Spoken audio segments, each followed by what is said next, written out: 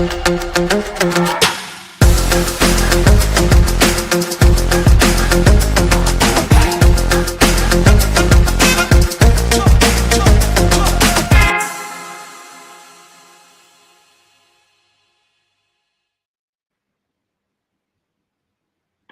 everyone, welcome to DudaCon Day 3. My name is Bengu. I am very happy to be hosting this session. DudaCon is all things growth for agencies, as you know. Today, this is the first session. We will be having 3 sessions from all things YouTube ads in the age of AI. And we will be talking about a very exciting topic, Pickpoints in a new way of contextual targeting on YouTube ads. I will be joined by Andre. Andre is a Google is a product manager for YouTube ads at Google. I will let Andre introduce himself. Hi, everybody. It's amazing to be here. There's not much to add to what Bengu said. It's amazing to be here. I'm looking forward to chatting with you all. Thank you so much. And also I will be joined by Joe Martinez. He is representing Paid Media Pros. He's a PPC expert, obviously, and he's right now having some technical issues, but he will be joining us very shortly. I am myself the co-founder of Buzz My Videos. I forgot to introduce myself personally. So what we do, we focus on all things YouTube growth. So today I'm actually particularly excited about this section because I will be learning some things new on the YouTube ads side, which is a side that we do not focus as much as we would like to, because we are all things on the organic side of things in terms of YouTube SEO, YouTube growth. But I think today it's very exciting because I'm going to be learning something new.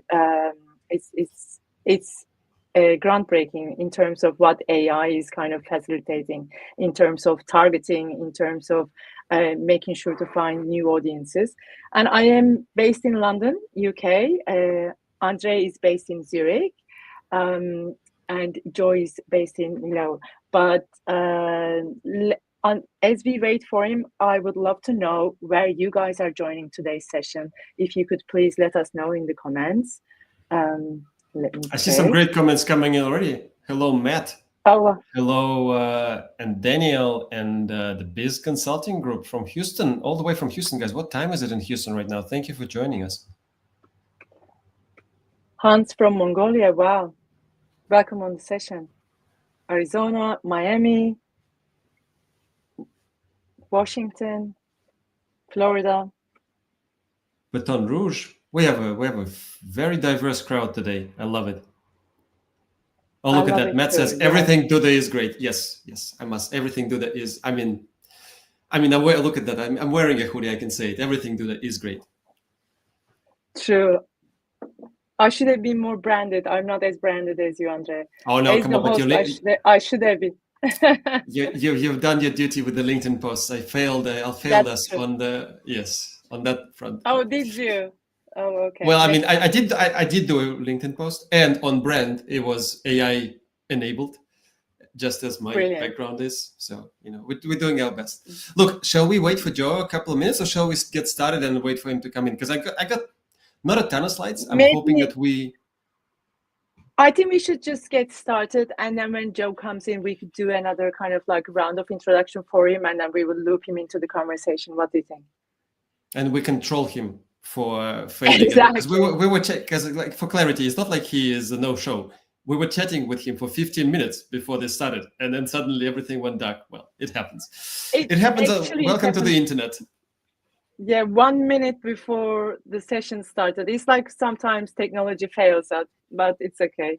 So yeah, let's go, Andre.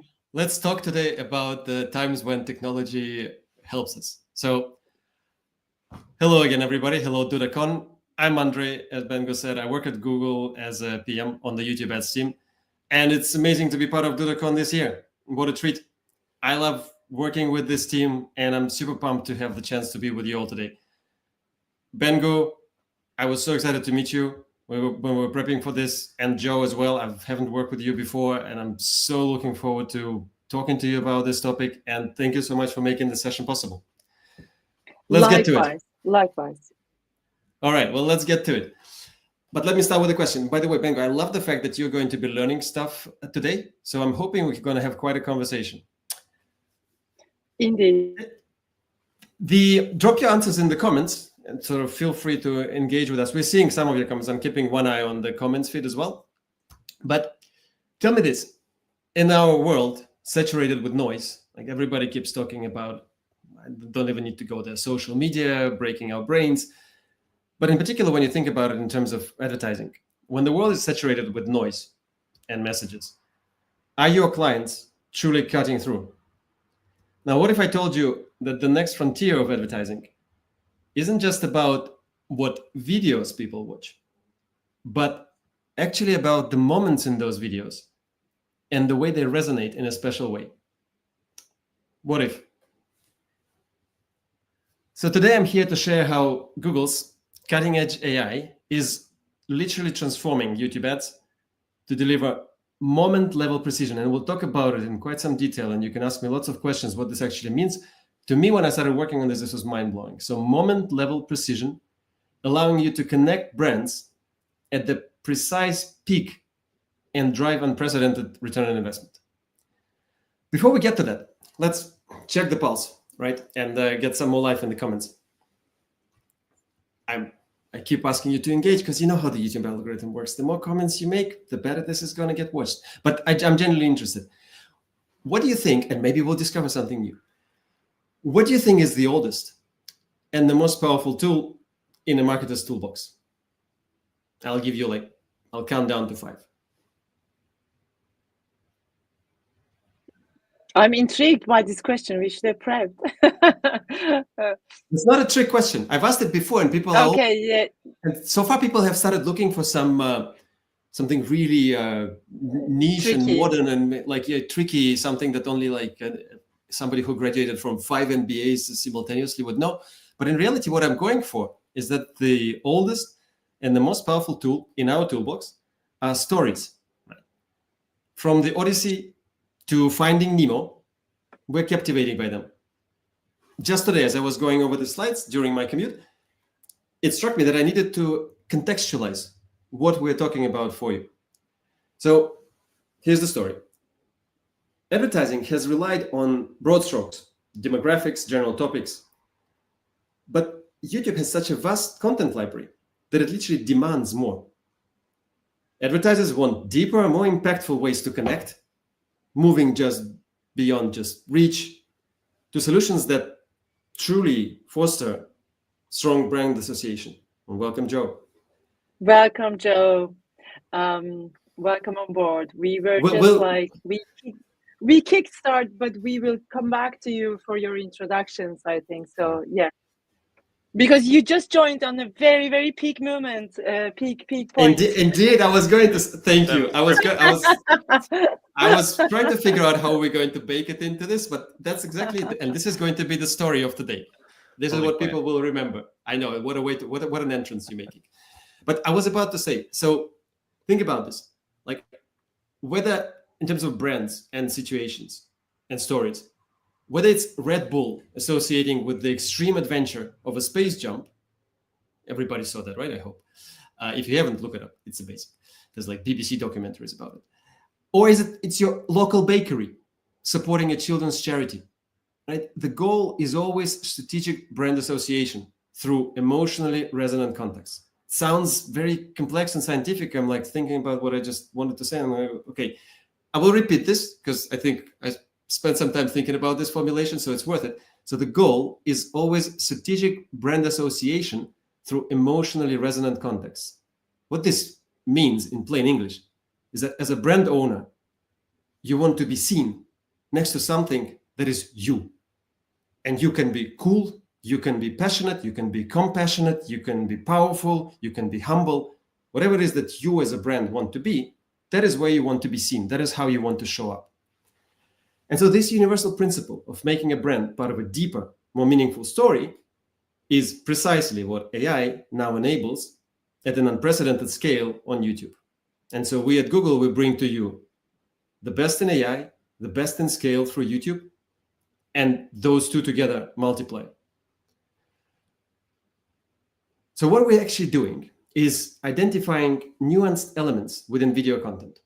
And it's not just an incremental improvement. It's really a transformation of everything we've done before that accelerates our ability to deliver highly precise and effective, hopefully, advertising solutions for you. And ideally, and I'll talk to you about some of those details and you'll understand why I'm referencing this now, the modularity of our approach enables us to reuse some of the components of the system. So this is just the beginning of our story. But I cannot talk about a discussion, I cannot talk about AI basically without making a couple of things very clear. And I wanted to make sure that this is like, even though it sounds like it's a bit of a digression, but any good story must have at least one digression, at least in my book. So, and this is a very important one. As we push the boundaries of AI in advertising, and by our, I mean everybody at Google, our commitment to ethical AI is paramount. And it's not just about what we can do, it's really about what we should do to ensure responsible innovation and maintain trust with our users and with our partners. For example, our approach is based on human in the loop. So we have a robust, continuous human review process where raters validate the accuracy of our classifications. This ensures that every pick point that we identify really aligns with the intended emotion or theme, contributing to a high precision ground truth corpus that we can refine our models on. And none of this should come as a complete surprise to you, but I don't hear people talk about this often enough and stand behind their approaches to this thing. So I thought it was really important for me to highlight this. And then on top of this all, we have very high precision thresholds. Our models must achieve a certain level of confirmed precision through human evaluation before their results are made available. This obviously ensures the quality and reliability of what we're doing. Finally, with everything with YouTube, I'm sure I'm going to say this and then comments will explode with counterexamples, but at least in terms of our intention is that brand suitability is ingrained in everything YouTube does, and it's ingrained in what we call our taxonomy. So in plain speak, our taxonomy are the actual themes that you're able to target using Pickpoints. We focus on broadly defined positive themes. We consciously avoid negative sensitive connotations. We implement strict filtering for violent, sexual, expletive content. So we take care of all those things for you. Again, if you ever catch us not living up to those standards, please give us feedback. But I'm super focused. I keep saying we, it's of course we, but I can say this for myself. I'm super focused on making sure that this is the case. Right?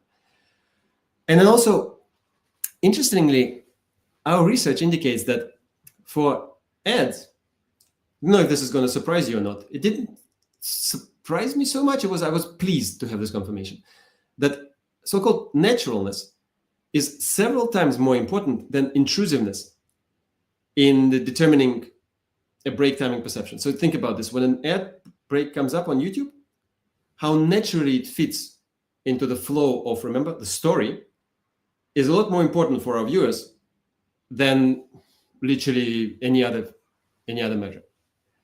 So nobody wants poorly timed ads. And Pickpoints aims to deliver ads that feel relevant and less disruptive by aligning with the flow of the content and by enhancing, well, hopefully contributing to enhancing the overall viewing experience. So let's get to it. What is it? Pickpoints. Pickpoints is our next generation contextual advertising solution, which we actually revealed earlier this year at Brandcast in the US.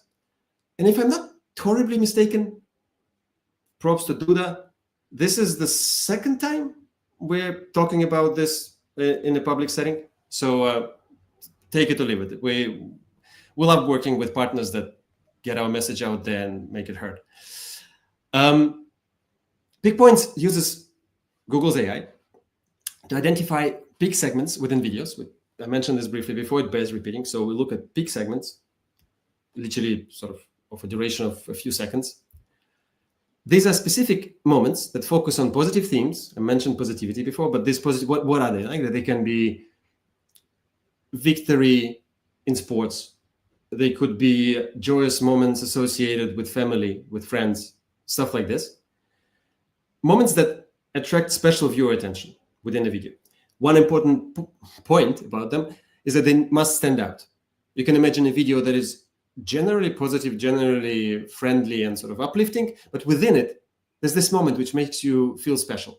And those are the moments that we're looking for and trying to match with the advertiser's needs. This is what we call contextual targeting 2.0, right? A shift from keyword, topic, channel targeting to really deep, nuanced understanding of video content at the moment level. And that keeps me, I don't know if it keeps me up at night, but I've been working on this for months now, and I'm still as excited about it as on the first day, because it still blows my mind every time I remind myself that this is what we're actually doing. I don't know, like maybe everybody has got very jaded by what AI can do now, enable us to do. I'm still super pumped by it every day. We're starting, so for clarity, now we thought boring stuff, but it's like some, actually probably for many of you, hopefully, this is quite important stuff, because it allows you to figure out, okay, this is all very cool and fancy and next level, but like, what does it mean for my specific strategy? So the next couple of things should hopefully be quite useful in that respect. So we're starting by enhancing the offering on YouTube Select. If you don't all know exactly what YouTube Select is, A, Google it, B, I think our amazing team behind the scenes will now throw up a link into the on the screen, and then we'll obviously leave it somewhere in the comments and the description so you can access it, but it's easy to find. So just Google YouTube Select. And short description, it's a program for ads on high-performing videos. So it's not everywhere on YouTube, it's on a specific subset of high-performing videos.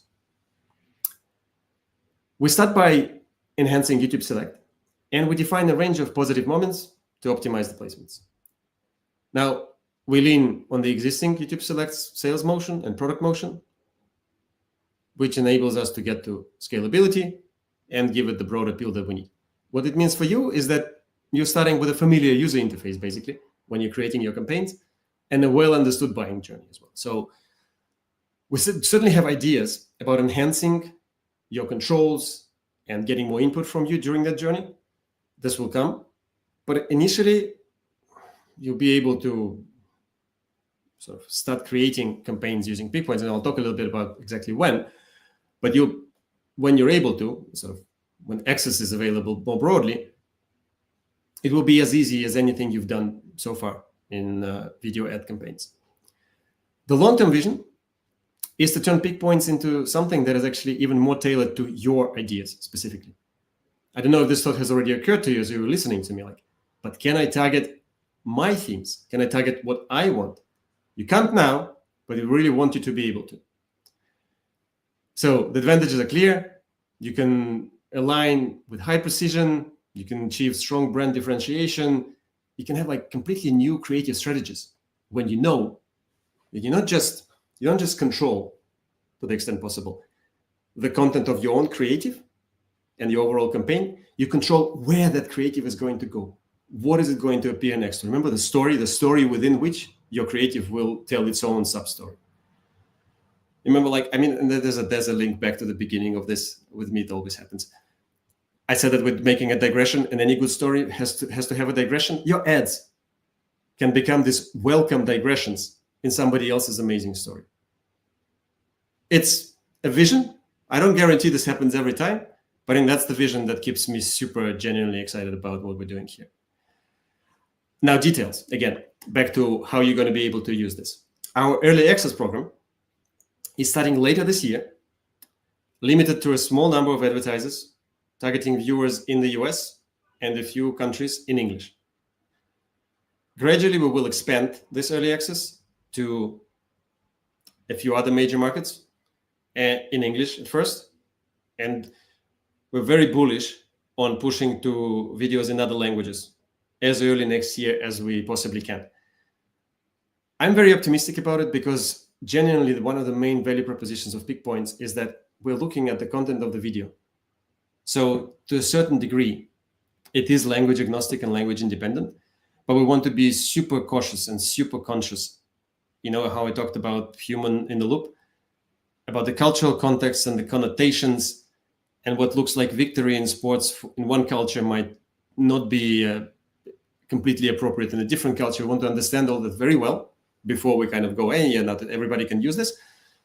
But we are excited by this challenge, and we will work on it. And so make no mistake, we will definitely give it our best shot to make it happen.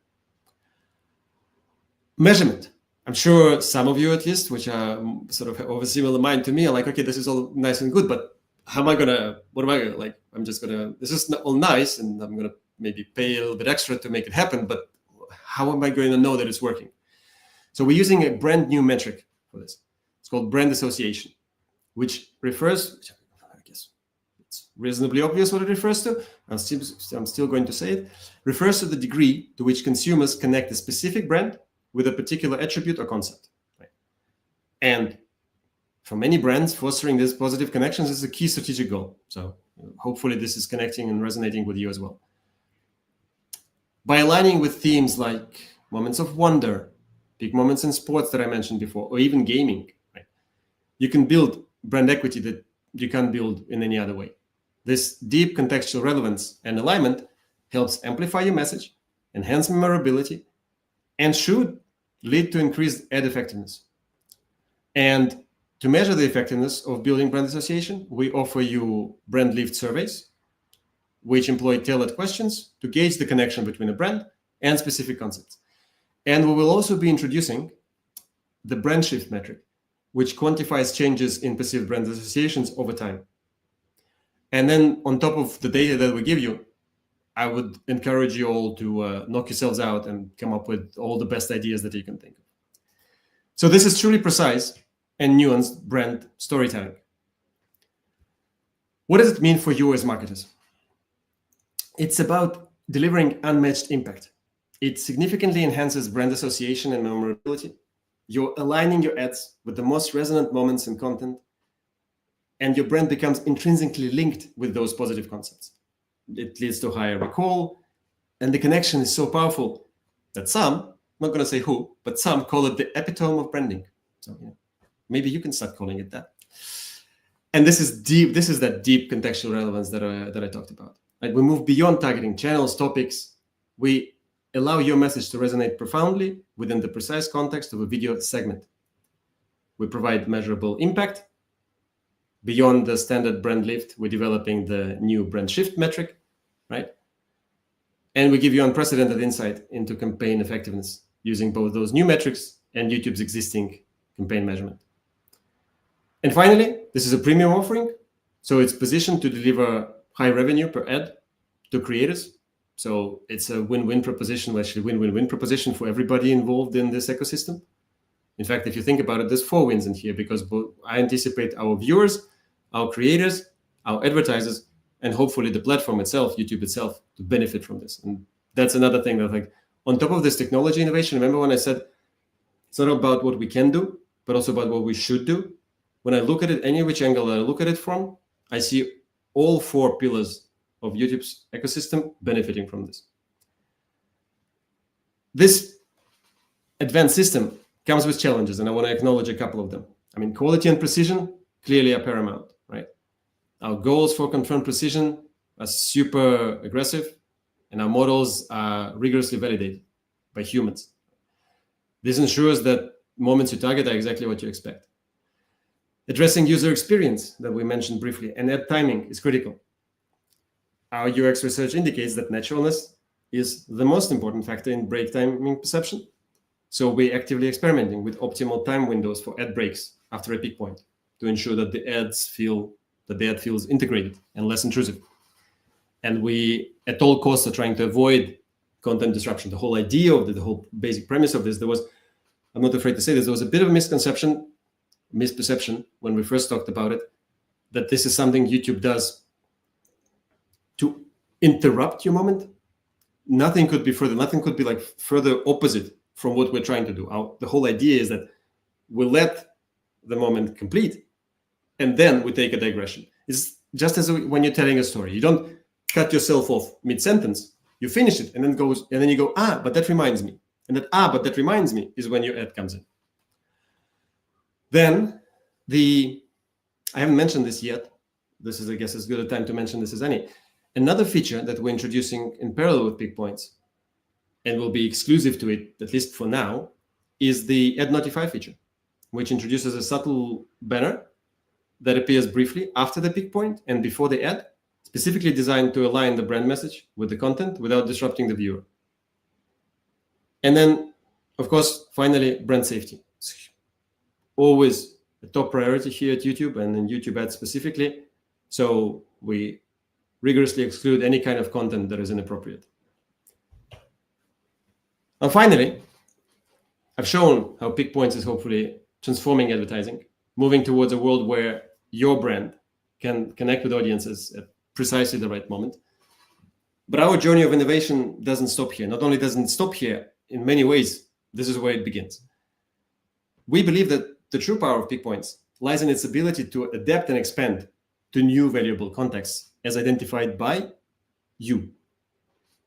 Pickpoints represents just the beginning of a long-term vision where AI-powered video understanding enables targeting any specific context within a video. I don't know exactly how far away we are from that vision, but that's a vision that truly inspires me. The possibilities for tailored brand storytelling and truly relevant ad experiences become almost limitless in this context. So I pose this question to you. In a world where you could target any video context, what would you like to target? Think beyond existing categories. Imagine aligning with specific subtle feelings, niche events, unique narrative arcs within videos. Your insights are obviously invaluable to us if you feel of a mind to share them with us. This direct feedback will fuel our continuous taxonomy iteration and will guide our future feature development, ensuring that Pickpoints evolves to meet your most ambitious marketing goals. I welcome you to build contextual targeting 2.0 together with us, a future of truly deep and impactful brand connections on YouTube. So please reach out to your Google team or let me know your ideas now in the comments and the chat. Let's build the future of advertising together. With that, I'm done. Let's have a conversation. Oh, well, that was mind-blowing, because what I'm hearing is, as you mentioned, from storytelling or like connecting with your audience from a storytelling point of view to now almost decoding emotional context in videos and being able to target that contextually with brand association. What a world, what have we come to? Maybe, Joe, this might be a good way to kind of loop you in, because you've been obviously working on the paid media side of things. How do you see this new development from your perspective? From my perspective, when I look at all things organic, we always talk about emotional connection, being authentic, content that drives that authenticity. And now the two worlds are colliding, and I would love to hear your thoughts and also a little bit of your introduction. And then, Andre, I have loads of questions for you, and I love the fact that you did open it up to everybody to build this together. Wow, what an impact on the audience! Thanks, Duda, again for having for building something together. Yeah, that's it. I appreciate. Let me join in through my technical difficulties. I said I'm coming from the advertiser agency side, and I've been doing YouTube ads for almost since the beginning, since they started. So in my end, I have so many questions, but I know there's been some. I've been watching the chat too. There's questions coming from there. So I mean, from my perspective, now that for the past couple of years, video has been pushed into several different campaign types. We can still create our standalone video campaigns. Video is now in Performance Max. Video is now in demand gen campaigns. When we're thinking about rolling this type of targeting out from the advertiser perspective, where can we expect this type of contextual targeting rollout to be? Is it going to be in certain campaign types, or is it almost anywhere where we can use video targeting? Cool question. So we're talking about the buying process.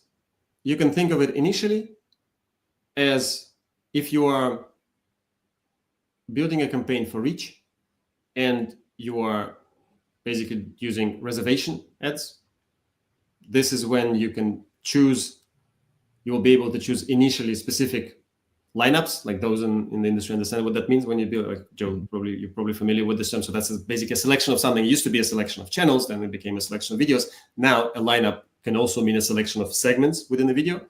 So you'll be able to use specific lineups, and that's it. That you target them like you would target anything else. Like today, you can target, for example, sports, right, or travel or beauty. So here you would come in and you say, well, I would like to target victory, or what are we calling them? Peak moments in sports, right? I would like to target peak moments in sports, peak moments in gaming. I would like to target we have a lineup, hopefully nothing changes, called Feel Good Vibes. So if you just want, if that's the kind of thing you want to experiment with, you just come in and say, yes, this is that thing that I now want to target. And we're trying to be as undisruptive as possible in your buying process. We do have ideas in terms of like, where can this all lead us in the future? Can this become a layer in any kind of campaign? Can this become available more broadly? We have to think about this super carefully. So we're starting, as I said, with a reasonably small, very transparent selection of themes that you can target. It's on YouTube Select, and it's on reservation. Okay. And I assume YouTube Select being a select group of kind of like obviously content, or it's like, and it comes that like that brand safety element into the YouTube Select, if I'm not wrong, right? Exactly. It's an So extra layer of, yeah.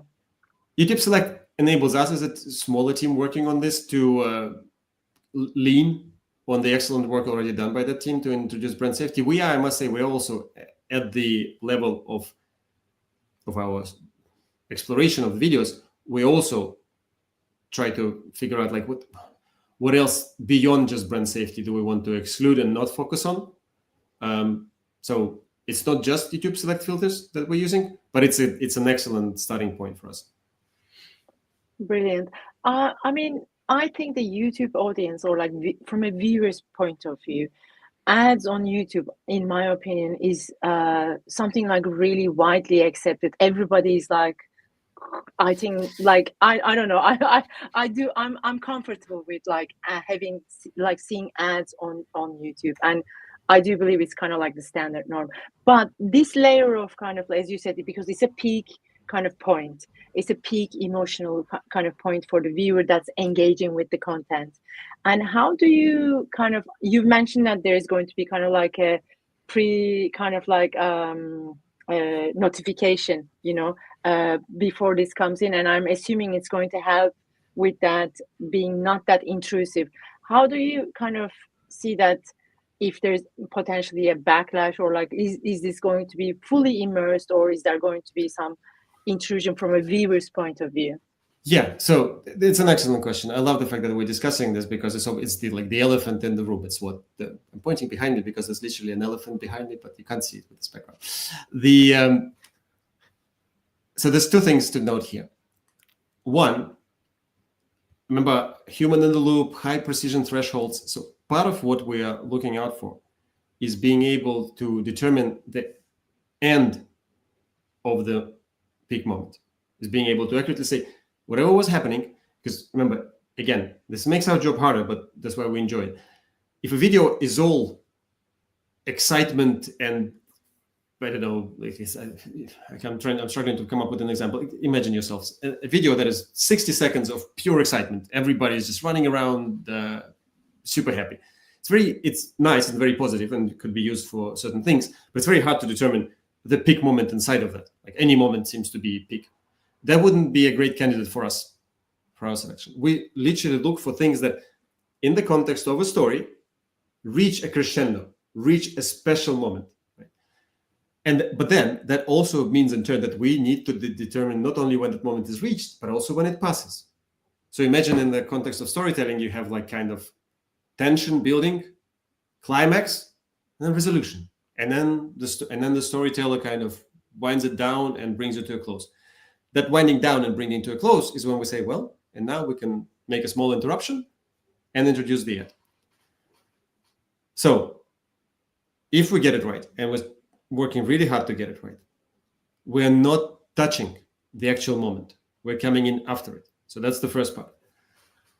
And then the second part is that, ideally, because I talked about naturalness, the fact, like we're doing ourselves, and hopefully the platform or service by doing this. Because ideally, the ad that comes in, it feels a natural continuation to whatever it is that was happening before. I mean, I don't want to get too far ahead of myself and reveal, because well, Google first of all doesn't reveal things that are coming in the future. But these are not even coming. This is just in my head. But there's so much potential here you can think of in terms of what agencies, creative agencies, can do with this. Like that's also why I asked you. Not only if you could target anything, what would you target? But also think of the possibilities that it opens up for you in terms of the actual creatives themselves and the structure of the campaigns. If you know that you're going for very specific things, you will build your creatives in a very specific, potentially different way. So these are all open. And yes, but coming back to my point, that the better we get at matching the creative with the moment in collaboration with you, with the advertisers, the less intrusive all of this becomes. And this is definitely our North Star. In terms of like beats of content, it really reminds me of kind of going back to like TV advertising. You know what? Yes, thank you. Yeah, how TV scripts are written. You know, the writers of a TV show know where the ad breaks are, and they write for certain elements so certain parts of the story can stop where an ad or commercial break would be. Just the difference is how this is updated for us is that we'll be able to create content to hopefully better match those types of events. I love it. Exactly. So yeah, I think that comparison is amazing. And I think there's two things that make YouTube really stand out when you compare it to sort of classical TV shows, although I'm as big of a fan as anybody. But when you think about it, this is really differentiated. So number one, you as a sort of screenwriter or the showrunner, you have to think about those ad moments. Whereas the majority of YouTube creators, some of them, the really advanced one, probably do. And YouTube has even a feature where creators can suggest their own ad breaks.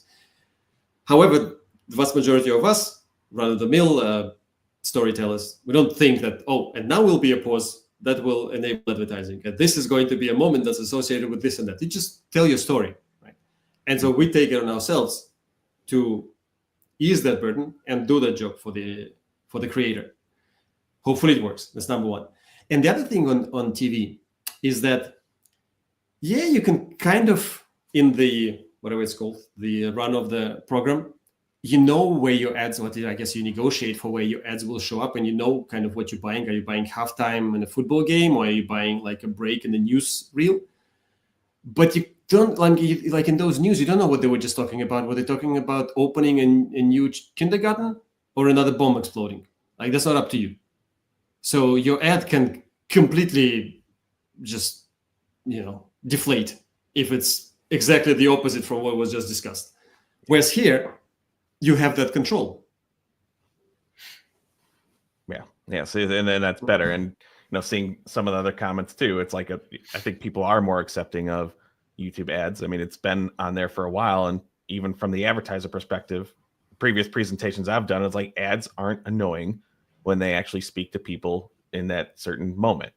And to be able to curate the content, to pick out those placements, that's only beneficial, like you said, from those 4 points. You can see 4 people benefiting from there. It's still up to the advertiser to review those placements and fine-tune campaigns. That doesn't change. It's not going to be completely, wipe your hands free. You're still going to need that human element to it to review, optimize, and retest. I couldn't agree with you more. That's a perfect point, Joe. 100%. And yeah, I saw the same comment. And we would love to have more questions now that we're in the kind of Q&A session. But I am also thinking, you mentioned that this new product, because it's so highly targeted in a way, and it's like really very innovative, and thanks to AI, this is a premium product, obviously. And with any premium product, the expectation is obviously a premium kind of conversion, or like and how does the cost structure work with it? Is it like how compared to the standard kind of way of running ads on with YouTube? Yeah, so that's a super important question for us to discuss. Let's talk about the principles here. So yes, it's a premium product, so we expect it to cost maybe more than the average. At the same time, what are we thinking about here? Now, you can already at least understand, you will know what the pricing is going to be when it's publicly available.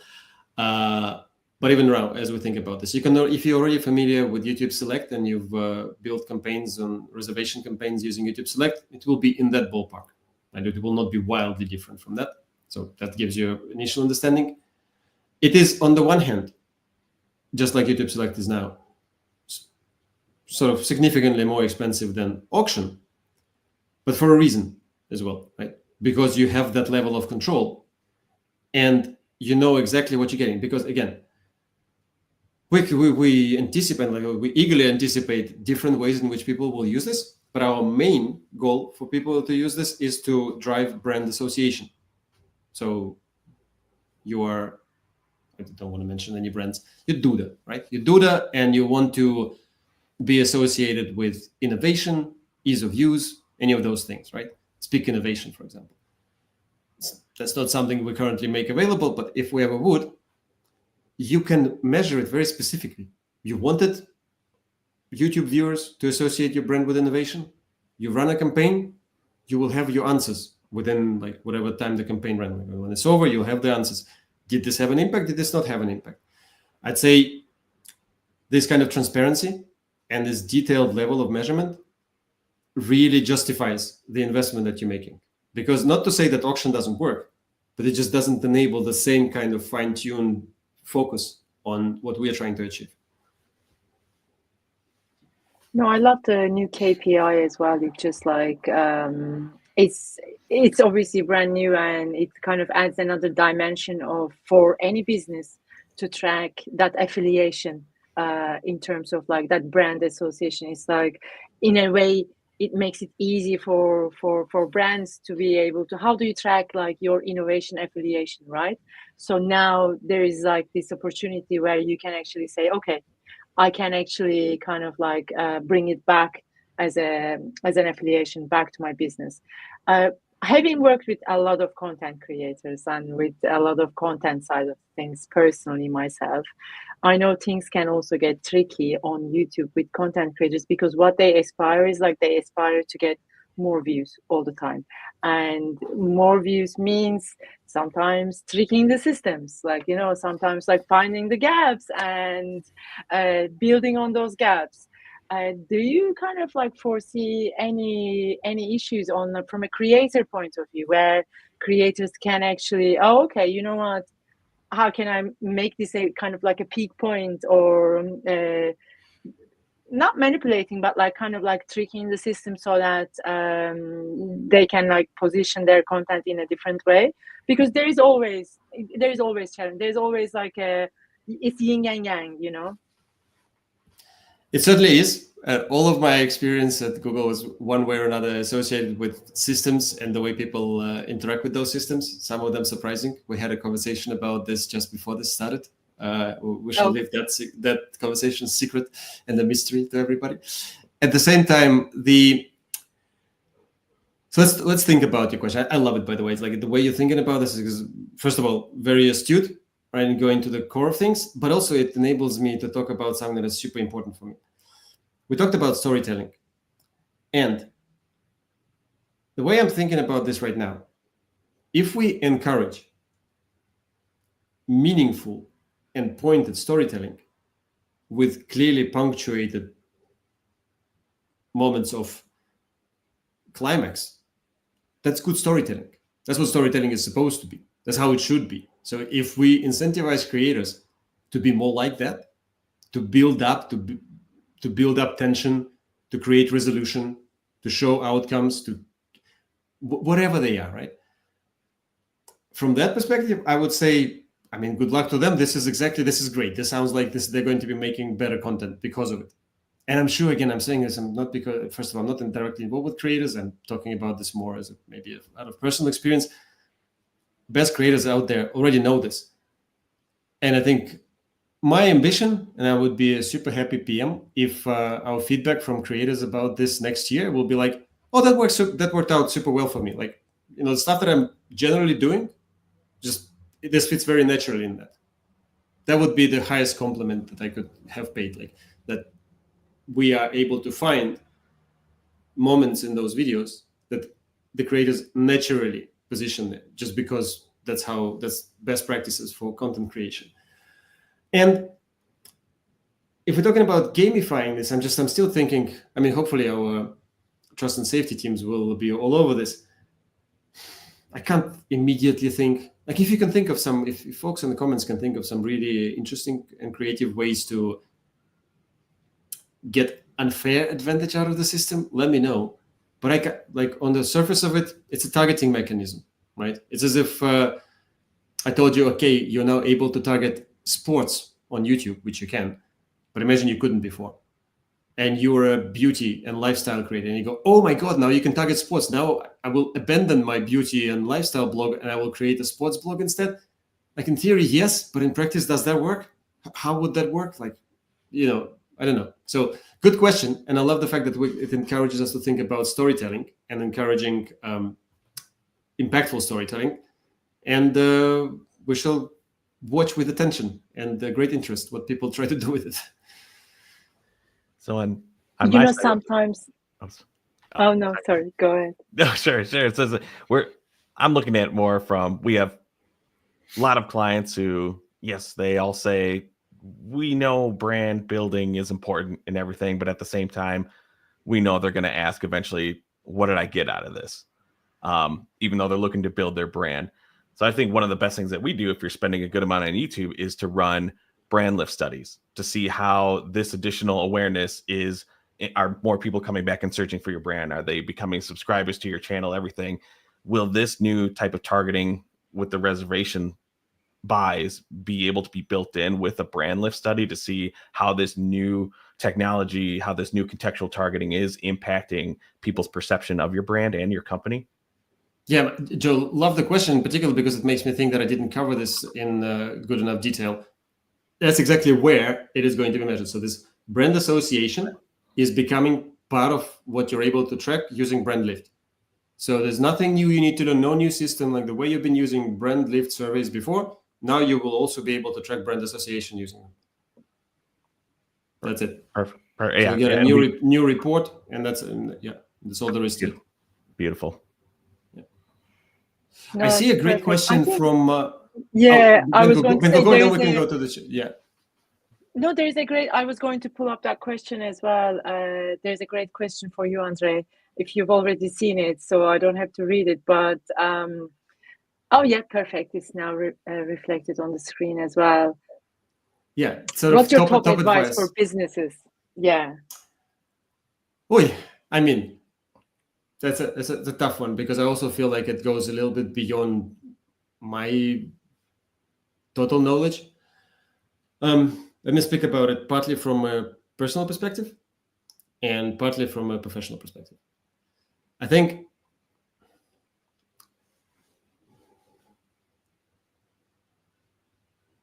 you should not be, this is going to sound weird, but you should not be thinking about starting to use YouTube. You should be thinking about what your business goals are first. And by all means, ask the various Gen AI tools to help you with that if you're just starting out. But if you're more advanced, then you know exactly what you're doing. So find the connection between what those goals are and the value proposition of the various platforms that exist, including YouTube, to achieve those goals. And I've talked about one very specific small part of what YouTube ads can do for you, for example. Clearly, there's so much more on YouTube. So do an analysis of that. What can this platform bring to me? If that matches your goals, I guess that's my advice. Like, that's the first piece of advice. See how the capabilities of the platform that you're thinking about, that you're considering, match with the goals of your business. That's number one. And that's more generic sort of business logic advice than anything specific to YouTube. The second, a little bit more YouTube specific and closer to my professional home, is maybe consider that YouTube, and we already talked a little bit about how YouTube is different from TV in terms of control, but YouTube is also different to the vast majority of other platforms, both streaming, whichever way you think about it, video streaming or content creation, or God forbid, even social media, because when you enter it, you can enter it from multiple entry points simultaneously as a user, as a creator, as a viewer, as an advertiser. And you can have an impact, or your business can have an impact in all of those ways. So if you, even there's no if here, you should totally invest in figuring out a holistic approach. So it's not just about, hey, we're just going to create a YouTube campaign with ads and see how it works. What are you doing overall? Are people talking on YouTube about your brand? Are you yourself talking about your brand on YouTube? And then are you also advertising your brand on YouTube? But then also, are you collaborating with the people that are talking about your brand? And by collaborating, I don't mean you need necessarily to have like paid endorsements. Like, are you engaging in comments on those videos or stuff like this? So my top professional YouTube advice on this is have a holistic strategy when you approach the platform. It will give you, not like if you do these 4 things, you won't get 4 times as much out of it. You'll get 400 times as much out of it as if you just enter it with one very simplistic target in mind. I see Joe nodding. I'd love to hear your perspective on this as well. Yeah, also just looking with our channel, understand, I mean, we started it before we kind of did our own thing from the advertising perspective, but it takes time.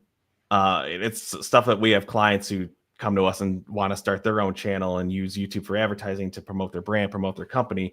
Understand it takes time. So if you're a small business and you're doing everything already within that business, from the product, the advertising, the admin stuff, that's a ton of time. So then people say, okay, that's great. Now I want to promote it with YouTube ads. I was like, great. There's a lot of, especially within YouTube Studio, it's so easy just to boost and promote a video. And we've actually seen really good success with that for clients, just building awareness to the channel.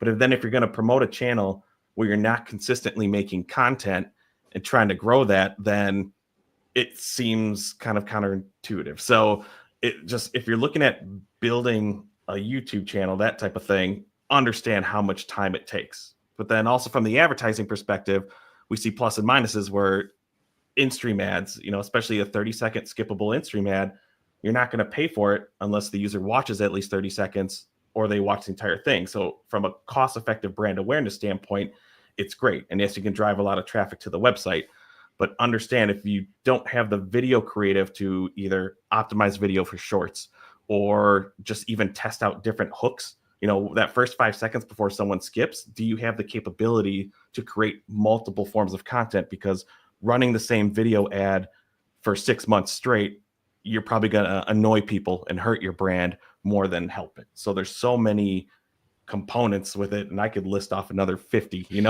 of should you not. But these are the things beginning wise we would say you start to think about is, do I have the assets? Do I have the time to do this effectively? Yeah, man, I subscribe to everything. Yeah. We always say YouTube is like a long-term marathon, and you need to invest time and effort. But more importantly, Joe, to your point, consistency is the key point there. Like, you got to make sure that there's content going out consistently, and you are reading the data and you're changing things in that content and improving it bit by bit. Yeah, Andre, it still adds. Every search ad you create is not going to be great. Every paid social ad you create is not going to be great. So every video ad you create is not going to be great. It's finding out those wins, climbing the ladder one rung at a time, finding those wins and improving on them. I'm very mindful of time. I have one last pressing question because I am curious myself as well, from a very selfish point of view. How do we get access to this? Is there a... Yep. Is there exactly. I was well. That doesn't work. No, I mean, to some extent it does. To some extent it does, because you guys know me now. We are looking for applications to the early access program. We are super oversubscribed already, right? So I don't anticipate, but we shall see how it goes, because again, what our capabilities are. I'm coming back to our principles with being, given that this is AI-based or AI-driven, we're being super cautious and super conscious as to how we approach this. Therefore, we're not saying, yeah, everybody just come and use this everywhere. It doesn't pay when you approach it this way. That's why we're starting in small, very deliberate steps with an early access program at the end of Q3. We have a wait list. So if you have specific, exactly. So if you have specific campaigns, brands you would like to run, and this applies to everybody. Again, find a way to get in touch, like either with me or through if you have a Google Ads manager, talk to them. They should, if they don't have the information, they're able to find it using our internal tooling. So tell them to look for Pickpoints, and then they'll figure it out. And then, fingers crossed. My I don't know if my job's on the line for this, but it could be. So certainly my aspirations are on the line in terms of us being successful with this. If it runs smoothly and we see that it works well in English, it works well in other languages, we are super hoping to be able to open it up to general availability later next year. Wonderful. Perfect. I will definitely reach out, find out waitlist, and maybe all of the people who are like the audience watching us, I'm sure they would be interested as well, and so is Joe. So I can't wait to kind of like put my hands around it and test it and play around with it, because it's super, super, super interesting, and it's actually groundbreaking, like how things come this far, and you must be, both very lucky, and also thanks for building it. Yeah, all I can say, yes, I'm certainly, I know my privilege. I wake up every day thinking about how insane it is that I get to work on this, and the kind of people that I work with. Some of my teammates will be watching this. So guys, you're the best, and girls, and everybody working on this. I love you. It's an amazing team to be working with. We're doing some insane stuff, which I can't wait to get into as many people's hands as we can. But thank you both also for hosting this, for making this discussion truly special. Our pleasure, my pleasure. And Joe, do you have anything else that you want to add, you want to ask, or as we do the closing remarks? No, it's kind of in line with what everyone's saying. I'm looking forward to testing it. So the sooner it rolls out, the better, because I know a lot of clients who would also love to use it in several other video formats. So looking forward to it. Well, there's already kind of like building up some demand here. Again, thank you so much, Joe. Thank you so much, Andre, for your time and for this very, very insightful presentation. It was really eye-opening for me, because I've never even like how we've come from, as you said, contextual targeting, just being able to kind of put ads together with like text, and now we are being able to kind of like decode viewership, engagement, emotion, and being able to target that at that level, creating brand affinity. It is super interesting, and as a person who deals with a lot of original content, a lot of content marketing, I think there is a huge opportunity on the ads side of the business. So this is actually kind of like making me kind of like transition a little bit our business as well. Okay, what can we do on the ad side of our business? Are we not doing enough? So definitely eye-opening. It was an eye. If I can say one thing, Bengo, you know why I love what you're saying? Because people who know me and who are probably already sick of me talking about this, I will just make this one final point. This is exactly what I'm talking about when people start talking to me about AI taking our jobs. This is this one small conversation which ends with a human being saying, oh, but this is an opportunity. We could do more new things. Like, yes, thank you. Exactly. So that's it. Perfect. Mic drop. Yeah, brilliant. Like exactly, mic drop. So thank you so much, both of you. Thanks, Andrea. Thanks, Joe. And the next session at DudaCon is going to be about e-commerce. It's going to be hosted by my very good friend Pınar Ünsal. She's coming from Google. We used to work with her at Google, and now she's heading up some advertising stuff at Amazon. It's going to be super interesting. I'm definitely going to be tuning in. And as you said, yeah, let's build together.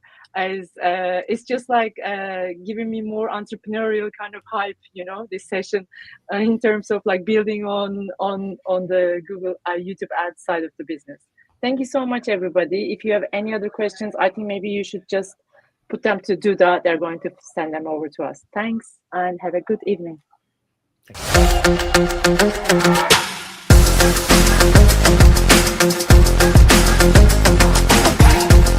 Thank you.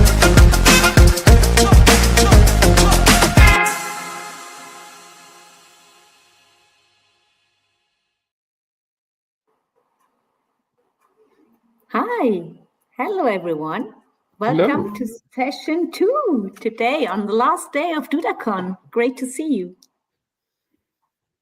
And it's wonderful. We have no technical problems. I see both of you because I know in the last session there was a little bit of a waiting period. So here we are. Rocio, welcome. Jonathan. Thank you.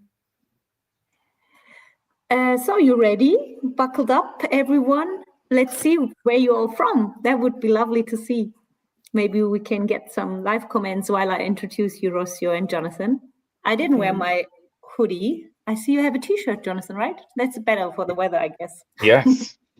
Even though it's chilly here, we are in the Quebec office of Duda, Canada. Mm-hmm. And were you based, Rocio? I'm from Argentina, Cordoba, in the middle of the country, and it's really cold here. Lovely. I used to live in Istanbul, Turkey, and now I moved 4 years ago to Berlin. So I am from Berlin right now, and here is winter again. It was 2 days ago, it was summer, but now we decided to switch to winter again. So, yeah. So I saw Illinois. That's lovely. And well, let's see what you have prepared for us today. And let me say, welcome, first of all. We will unlock new revenue channels with Duda eCom today. And we have Rocio here. Rocio is a product owner of Guru Soluciones, and she's a digital strategist specializing in marketing, UX, and product development across Latin America. At Guru Soluciones, she leads Duda-based web, e-commerce, and landing page solutions for clients in actually 9 countries. Yes, so that is a lot. Super cool. And with a master's in digital marketing, UX, and UI, she blends user-focused design with business growth. So very curious to see what you will present to us today. And then, of course, we have Jonathan here. He is the e-commerce product leader. I'm sure you all know him already. He's from Duda, and he's a group product manager, like I said, and he's leading the e-com group in Duda for the last 3 years already. And he is in a technical product manager specializing in payments, integration, and complex products role. And I myself, I'm Puna Rinsal. Currently, I'm working for Amazon in the ad side of things. And just before we listen to YouTube ads and AI, which was super, super interesting. Thank you, Bengu, for leading us through this session. And yeah, now the stage is yours, Rocio. Take us through your slides. Okay, thank you so much, Pinar, for the presentation. Let me share my screen. Let me check.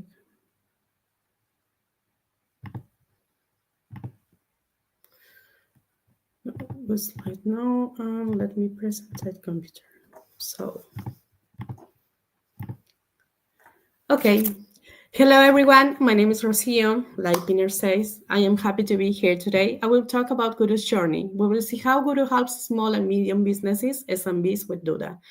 We will talk about what we did, the good results, and our plans for the futures too. Okay. Let me talk about Guru. We have worked in Latin America for more than 60 years. We have SMBs in the market. As you can see on the map, we are in 9 countries, and this helps us to understand many different needs. Now, more than 62,000 businesses trust us. These are businesses in Argentina and other parts of Latin America. And we started working with Duda in 2018. It has been a very good partnership for us. Okay, let's talk about our Duda store customers. This shows who we help. The pie chart shows that Argentina is our biggest market with 62.9%. Then we have Colombia, Chile, Peru, and Guatemala. This is where we have most Duda e-commerce clients. Our top 5 industry for Duda store customers are construction, apparel, home improvement, vehicle parts and services, and business services. This industry use our Duda solution the most. Now, about our journey with e-commerce. Why did we choose Duda e-commerce? We saw an opportunity. Our sales team noticed that many SMEs wanted to try e-commerce. They wanted simple and with low risk. We did a platform evaluation. We checked many e-commerce platforms. Some were strong, but they were not simple enough. They also did not integrate well with our system. So our need was really clear. We needed a platform that fit SMB's unique needs, and it needed to connect easily with our website services. After checking, Duda e-commerce was our best choice in about different company that we were looking of. So why did we choose Duda? There were 4 main reasons. It is easy to use. It is very simple for our internal teams and for our clients. It has like a good integration. Duda connected easily with our current web services. This was very important for us. It's scalable. Duda can grow with the businesses. When an SMB grows, Duda can handle more needs. Fit our system. Duda felt like a natural part of our business tools. We wanted to make it easier for SMBs to start e-commerce, so we removed the difficulties. Before, our setup model was high cost and agency heavy. This scared many SMBs, so we changed. Now we have a lighter and lower cost package. It has a small initial setup. This helps SMB to manage the stores easily after a quick training. This way, businesses quickly get the benefit of selling online. They do not need to worry about difficult technical things. With our web page plus a store model, online selling is for everyone in the market. Many businesses are now selling online easily. For this, we made our Duda Grow Starter package. It includes content creation. We generate good tests for their website. Up to 6-page design. Client get a nice and useful website with up to 6 pages with us. Initial store setup. We add the first 10 products for them. This helps them start selling fast.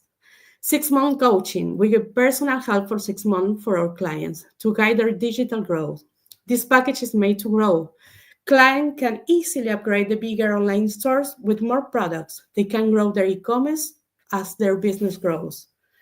And we also change our internal work. We move from outsourcing to having our own experts. Before, we used many outside people. Now we have a special internal team member for web creation. This makes our knowledge deeper and gives us more control. We also made our roles simpler. We combined 3 jobs, getting information, writing tests, and design into one job.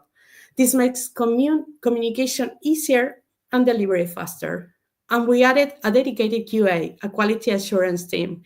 This team checks every website very carefully before we give it to the client.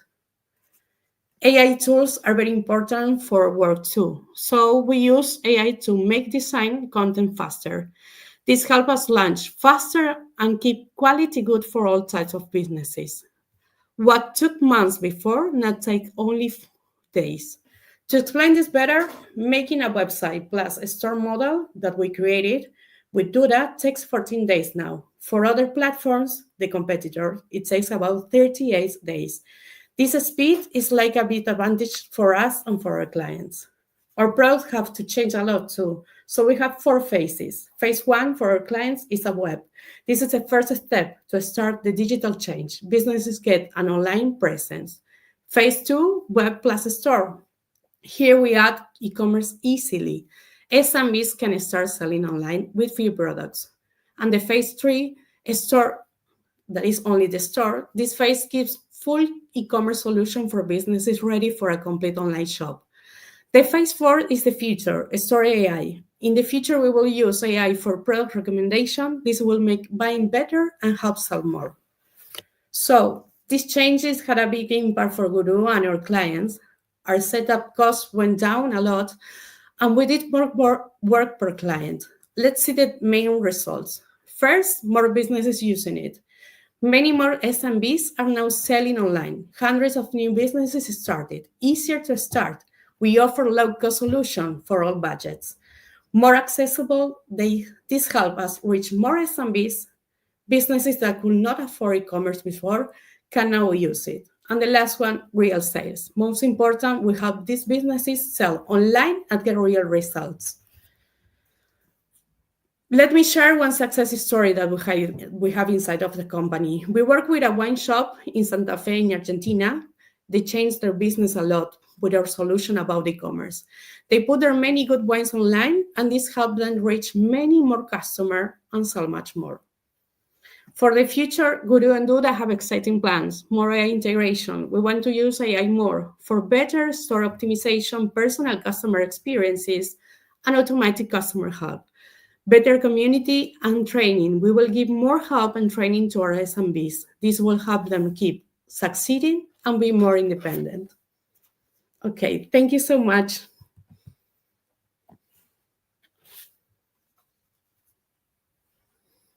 Pinar. Thank you.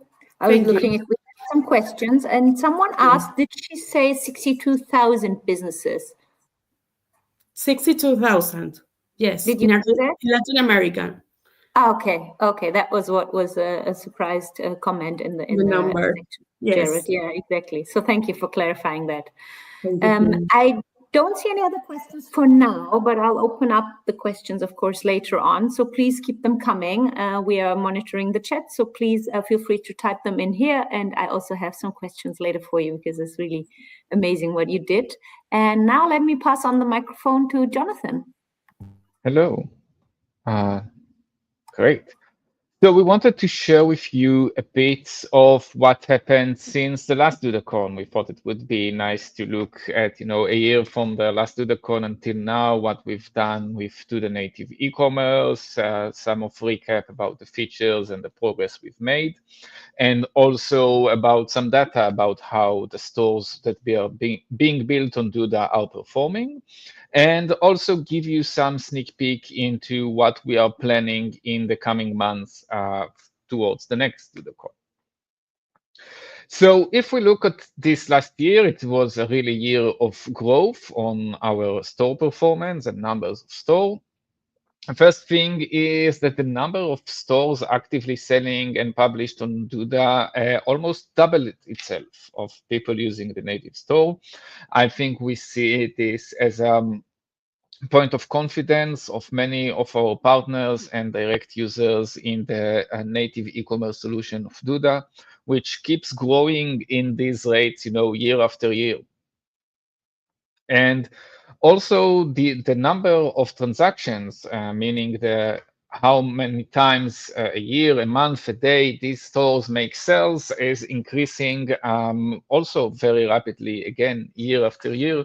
Like every month and every day, actually, I have this internal chart of how many stores made a sale each month and how many, the total sale. And I see it growing each month, and it really makes me happy because I think, just following up on Ossio's presentation, we all know that when an agency or a partner builds this store for businesses, they want to build it to make sales, right? These stores need to perform, they need to provide value for the business. This is how do we always say that it becomes more than just a lead generation website or informational website that people can know about the business, but it can actually generate revenue for the business 24 hours, 365 days a year.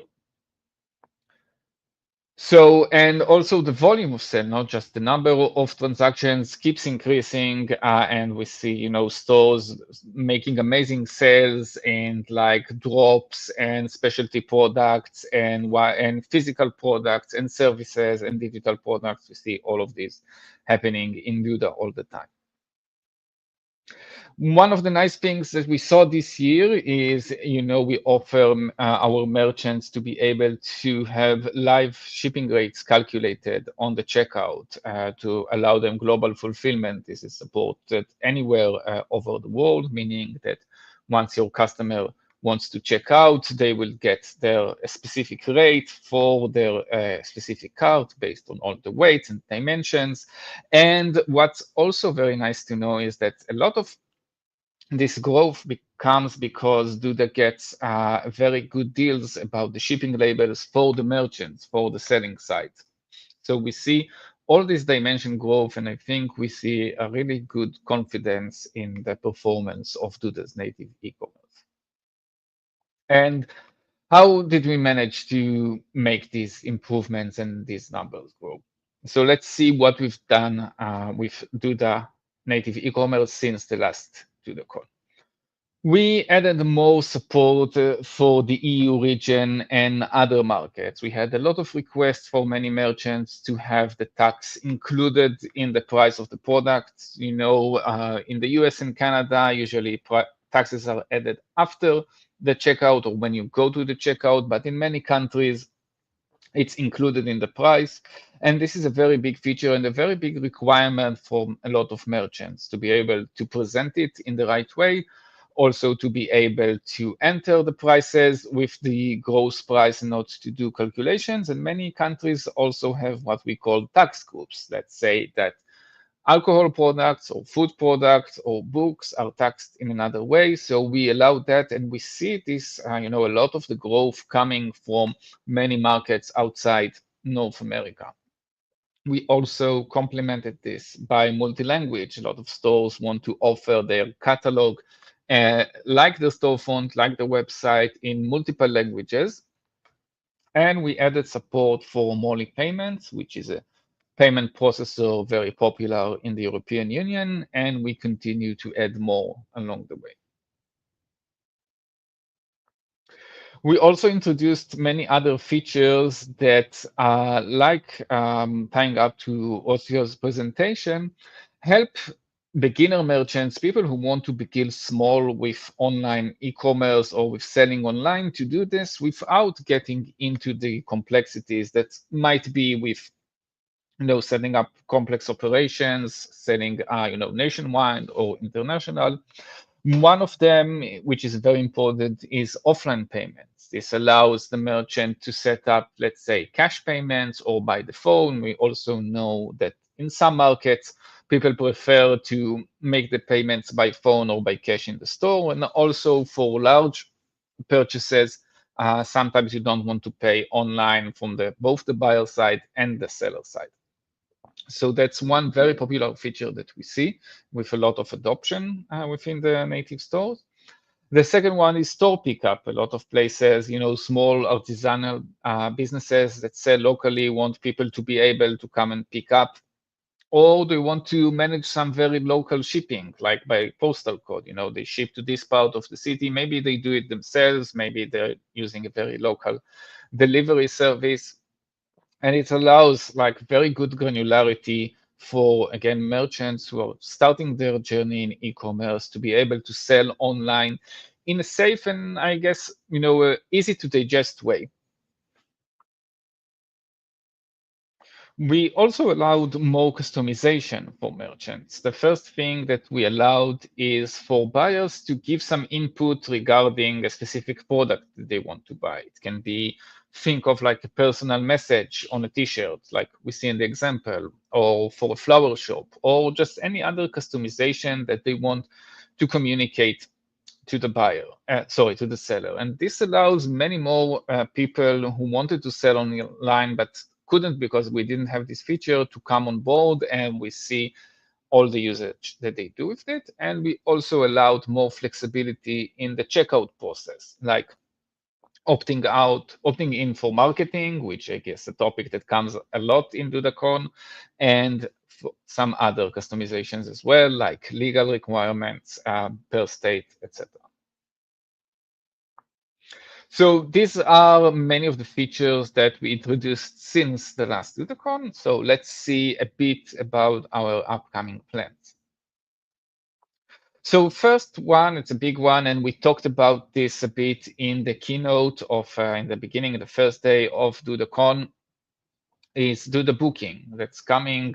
We know a lot of people sell services already above Duda e-commerce, but we also know there's a lot of need, not just to make the sale or to take the money, but also to schedule a specific time with the business. It can be a barber shop, beauty salon, a lawyer. Think of any professional service that you want to provide, construction, installation at home, etc. So very soon we are going to launch Duda Booking. It's going to be around September this year. We are going, based on our very good experience and the very good response that we get from agencies and partners and merchants, to create very easy to use feature.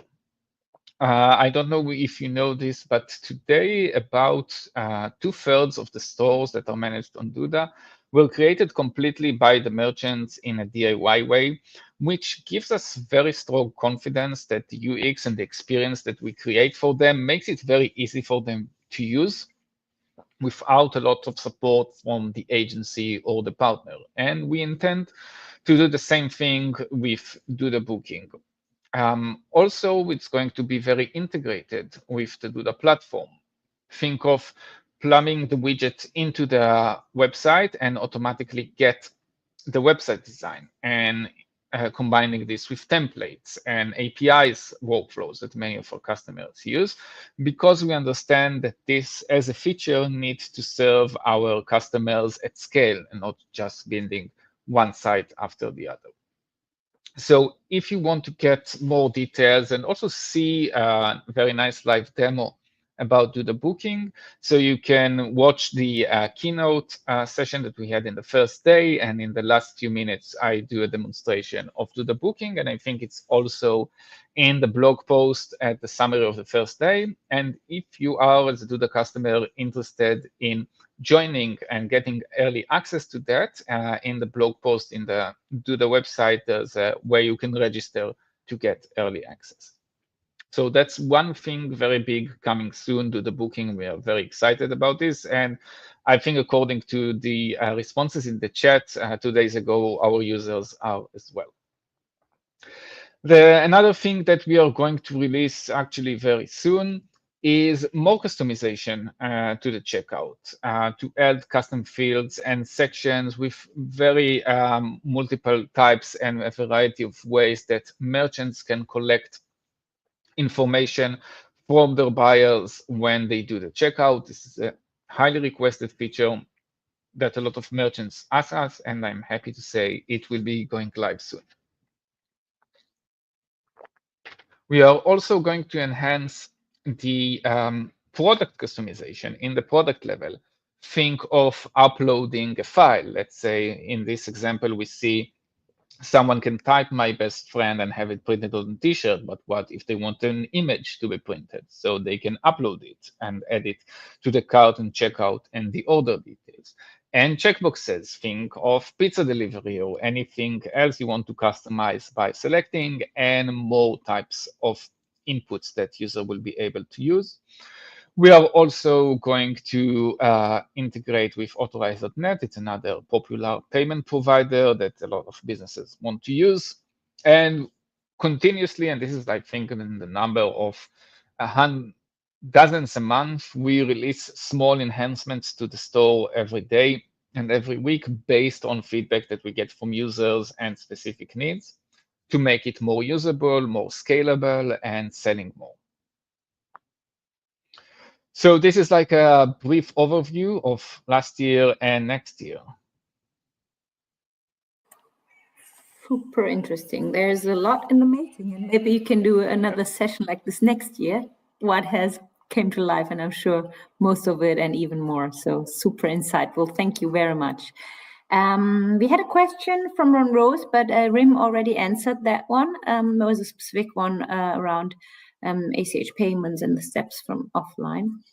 And now I'm going to see if we have other questions. There's one, when developing e-commerce stores on Duda, which integrations you found important for building a truly successful online store?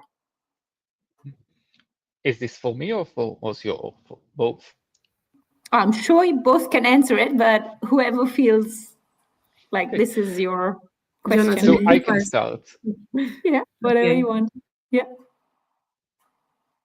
Okay, so I think the question talks about integration in general, but if we zoom out a bit, I think, and we've looked into like very detailed data of thousands of stores, and we see that the critical factors to allow a merchant to go live successfully and start selling are setting up any kind of shipping method, usually, and of course a payment gateway. But usually what makes the difference is whether the merchant sets up some kind of shipping method. It can be automatic shipping, which is like an integration, with external shipping providers with all the live rates.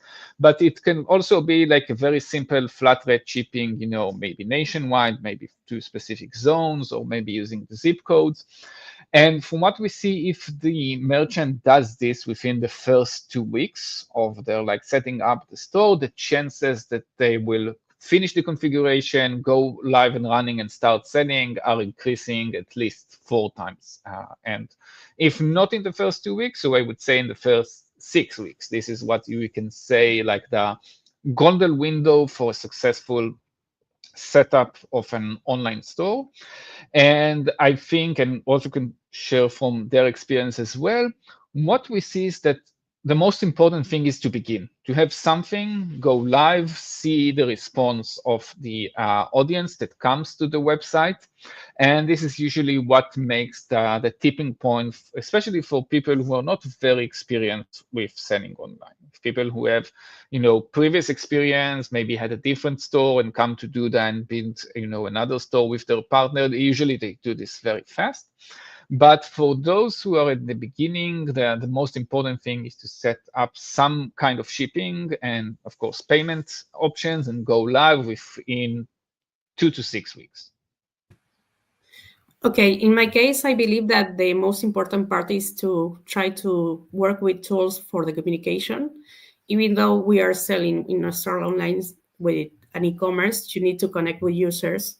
So we do a lot of integration with AI chats, or for example, widget about WhatsApp connectors, or different type of way of the user can contact directly with the company. So I think the communication, even though we are trying to sell in on the e-commerce, the communication has to be important too.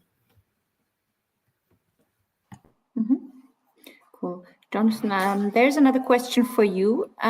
So do we have more details for accepting offline payments? Yes. So I'm sure Rim will send another link soon, but just in general, how it works in Duda, and we see people use it in many different ways.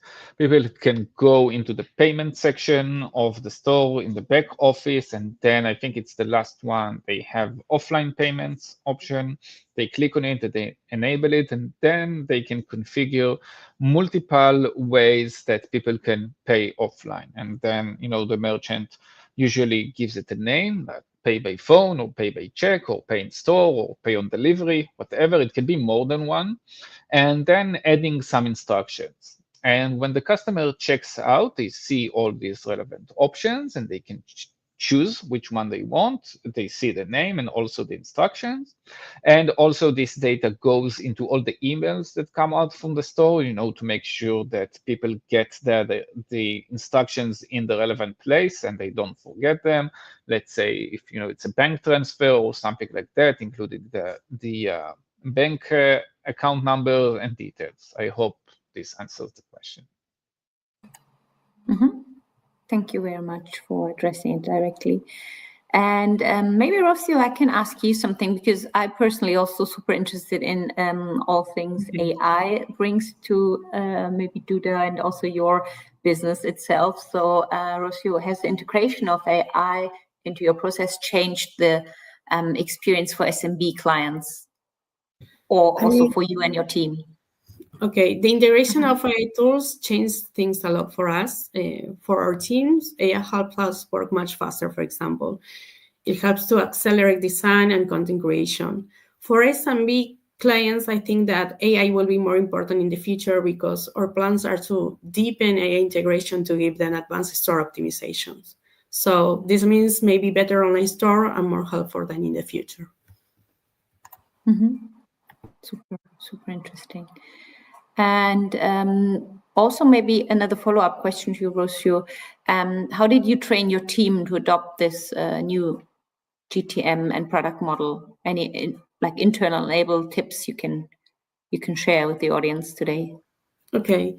Training the team was one of the most important parts for us, for our process. We started with simple sessions to explain the new product model using example and real cases.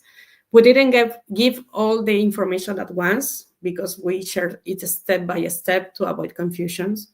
So also we created short internal materials that like videos, guides to complement all the information. We try to make everything easy to understand. One tip that maybe will help us a lot was to listen. After each training, we asked for feedback for each of the designers.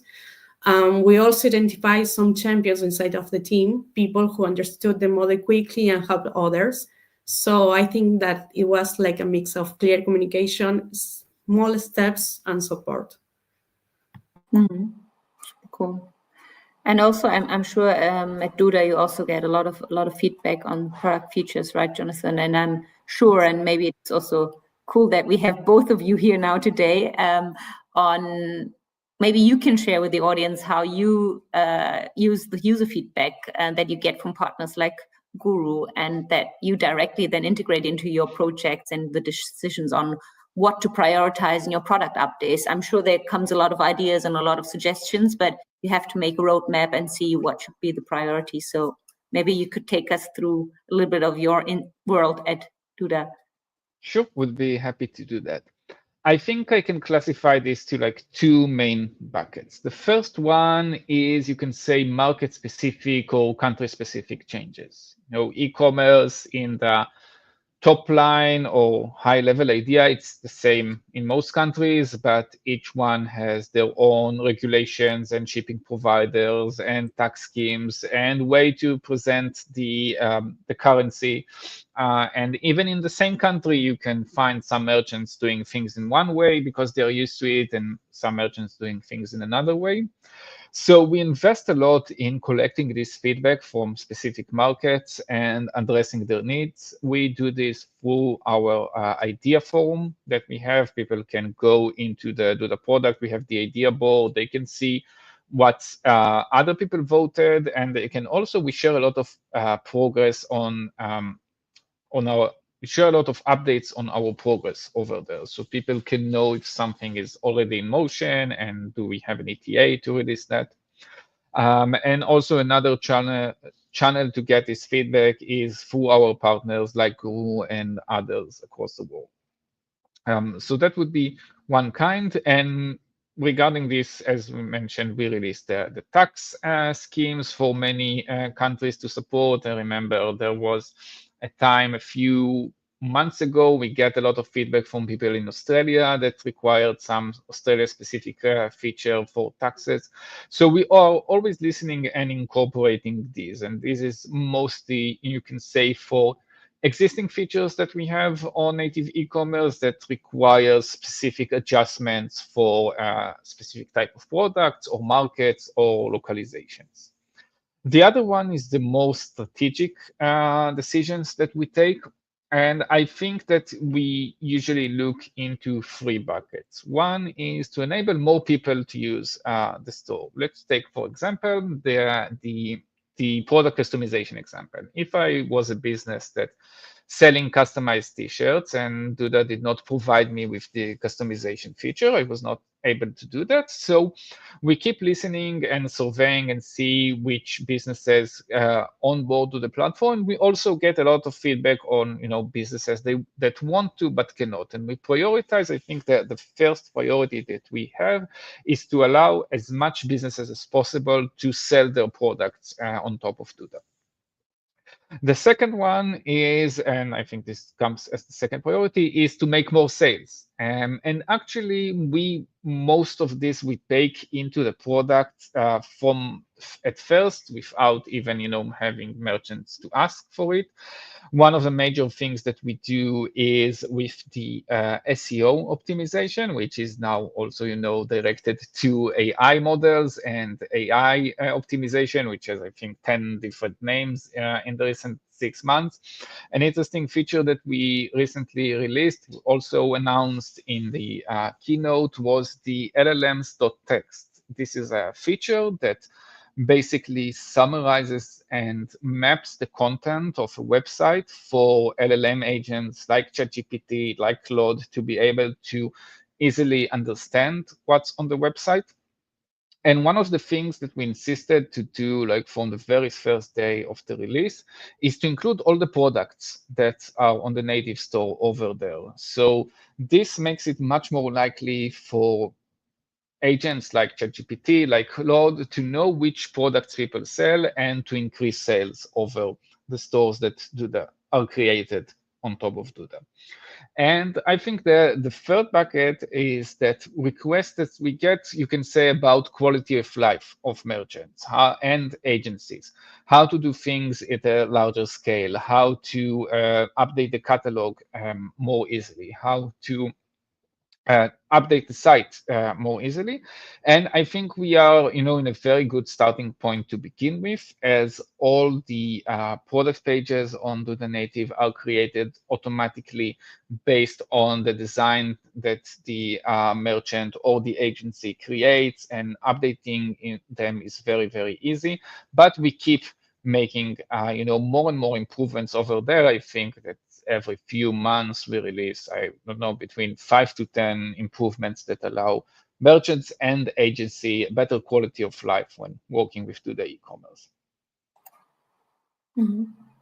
It's very, very complex, I'm sure. I mean, it's super interesting what you were sharing, and I'm very interested in checking out this SEO AI feature that you announced. So thank you for sharing. And I think there was a question from Jennifer, but Duda already answered that one. So I have maybe a question to Rocio, because she was talking a lot on, scaling. So I was wondering, so what advice you would give to other Duda partners who are looking to replicate your success and in scaling offerings to SMBs? Okay, I think that one advice for other Duda partners, it's about to be clear to which kind of client we are helping at. This is what we learn and what will help us have a good success with Duda and SMBs. Maybe make it easy and low cost for SMBs to start. Many small businesses are scared by high prices and complex setups. So for us, it's important to understand the kind of needs that our clients have. The other thing is to think about how your product will grow. We started with a simple website, then added small stores, then full stores, and now we plan to create e-commerce with AI to having, more solution for the clients. Having this step helps clients grow slowly and easily with you. And the last one, to focus on helping clients to get really sales on their products. This is the most important thing, I think, because when clients see they are selling online with you, they trust you more and want to do more with you. Mm-hmm. Super cool. Thank you.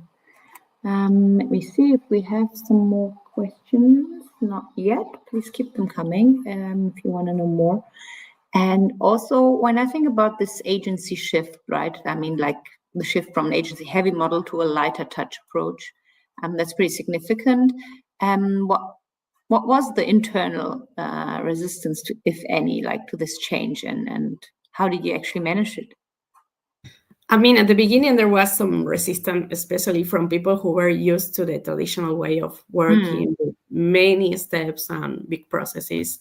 Some team members, even though were worried about losing control or quality, about to change the kind of way that we were working on. So others were not sure if the new model will really work for our clients, in fact. So we try to manage this, we try to explain to everybody the benefit really clearly about faster delivery and better focus on what really matters. We also included the team in small tests and showed the results step by step. So this helped with trust and reduce the fear of change in some kind of way. Mm-hmm. That's cool. Great job, then. And also, when you think, or when we talk about challenges, right? So what was the biggest challenge there when you were scaling your operations? And what would you like to share with us? I think that one of the biggest challenges was to keeping quality while growing fast. When you add more clients, more websites, and more people, it is easy to lose control fast. So another challenge was to align all the teams, sales, production, post-production, support, with the same goals and processes. To fix this, we work in documentation, clear workflows, and training. But the most important part was creating team culture where everybody and everyone knows the why behind the work. That helped a lot to keep the focus and solve problems really faster. Mm-hmm. Super cool. I have also a question to Jonathan, because when we were talking about, all the different payment methods and what you were all integrating now and coming features. So many years ago, I gave a speech on SEO and cultural differences in e-commerce. And when I was researching and preparing for my speech, I found out so many interesting things about, how people shop, what they are looking for. And because I was based in Istanbul back then, and people would pay everything really with credit card. So that was the main thing, was just have it with credit card. And then when we took a client, their operations from Turkey to Germany, suddenly a whole different scenario came up, and they didn't have Duda or any other platform. They built everything themselves. And when we came in as a consultant, it was so difficult and so tough then to work the way through, you know, the German culture, and that the way they prefer paying, that they need a lot of options. They want maybe SEPA, it's called, or bank transfer, and this and that. And I think that a lot of companies then, you know, fail or don't scale as fast as they want. So I think Duda comes in here and just found kind of a, you know, a great place. So if I would build an e-com, now I'm working for Amazon, doesn't matter, but we have our own storefronts. But now, actually, I think it's super cool that you have everything ready. And how do you go if there comes an exotic country that you don't have maybe as a customer yet? How do you help them to fulfill their needs? Do you know anything about these countries then? Sure. One very interesting example that we see more and more, this comes from both Latin America and Asia Pacific, is what we call offline, like deferred payments. This is payments, it comes from apps, it comes from other applications where the buyer checks out and then they get some kind of code or reference, and then they go to pay it by another way. It can be in a 7-Eleven, it can be in a kind of a kiosk that they pay, or some kind of an ATM with a bank transfer. And we have some partners who work in these markets. Some of them are small, some of them are large, and they all have demand for that. And I'm happy to say that we have very good support for that. And we have a lot of agencies. It doesn't need to be a big one, because our fulfillment partner and fulfillment network know how to do and support that just using our custom payment gateway integration onboard these, you know, very country specific payment methods into Duda, which supports all these kinds of, you know, for me living here in Canada, payment methods that, as you said, I would be surprised if I had to use them, but in many countries they are very common. So we see this go online. We see the, you know, our fulfillment partners help agencies, help our, you know, bigger partners to do that. And I think, you know, in today's world, I guess that when you dealt with it, this was like a very big project. Today, I guess it's like can be 2 weeks, you know, end to end, from the minute that you start understanding that you need to integrate something like that to the point that, you know, it's working and your merchants can use that. Yeah, that's fantastic. And Hans Knapp is asking us something, and this one goes specifically to you, Jonathan. Are there APIs available for custom integration? Yeah, actually, we have dozens of APIs of the native store. One of our major decisions was to make the native store API first to begin with. So you have all the catalog exposed with APIs and all the store configuration, and including you can customize shipping and to actually create your own shipping methods on the fly with live rates and custom payment gateways. And as we mentioned, a lot of also like the checkout customization can be done via API. Of course, getting orders, details, getting customer details. You're invited to go to the developer portal, and over there you will find very extensive list of APIs and webhooks that we support. And also for users who don't want to use API directly, or it's not part of the plan, we support a lot of connectors in the App Store and via Zapier. And many popular use cases here are to integrate incoming orders to external system. Say that you want to connect to some marketing automation that we don't support, so you can do it by pushing, you know, the order details and the customer details.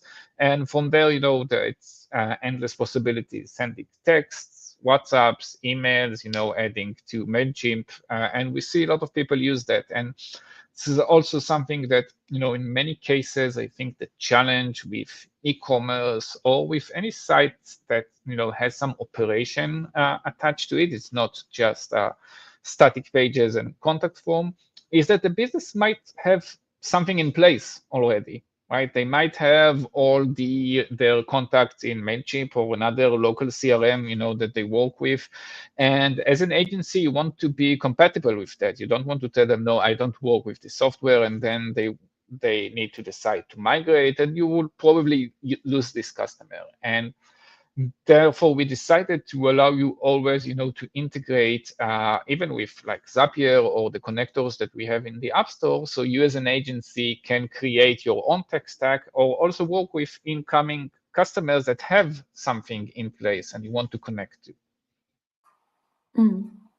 So you thought about a lot of APIs then, as guys have. And Rim just posted the link there for the Ecom API. So thank you, Rim, for being so supportive in the back end there.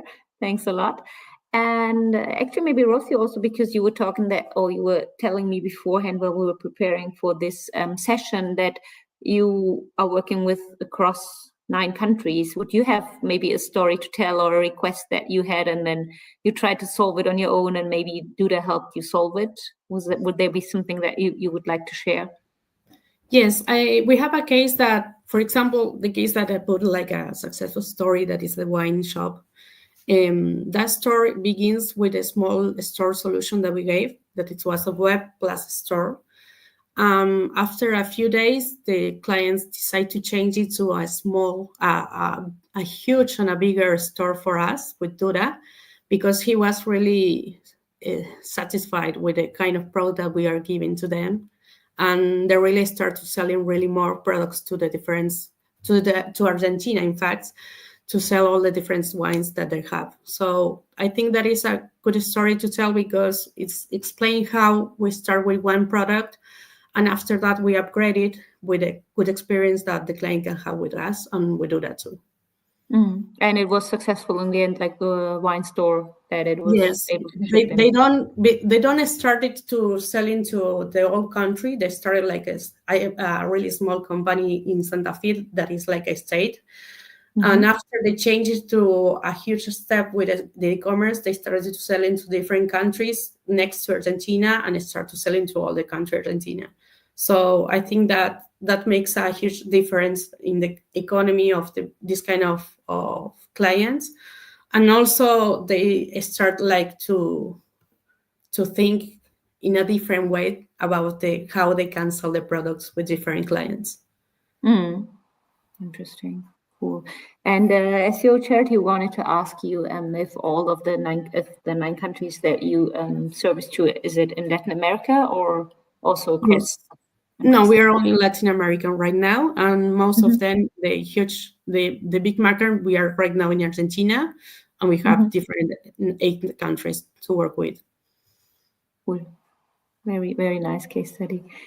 And maybe also a question to Jonathan, like as a product leader, how is it for you when you see, your features coming to life and what you just presented, what is coming up in this year and then until the next DudaCon? Can you describe like how it is for you when you see your customers succeed with the features you developed? Sure, it's very exciting, and I have to say I did not foresee this before I came to work on e-commerce, but you just learn a lot of things about the world, right? I didn't know that there's a product that I think it's called cattle oiler. It's some kind of device that when the cows are herding, it's like applies some medicine to them against flies and something like that, or that there are very specific anchors for jet skis for shallow waters in Florida. And all of these are things that I learned because I saw people selling them online with Duda.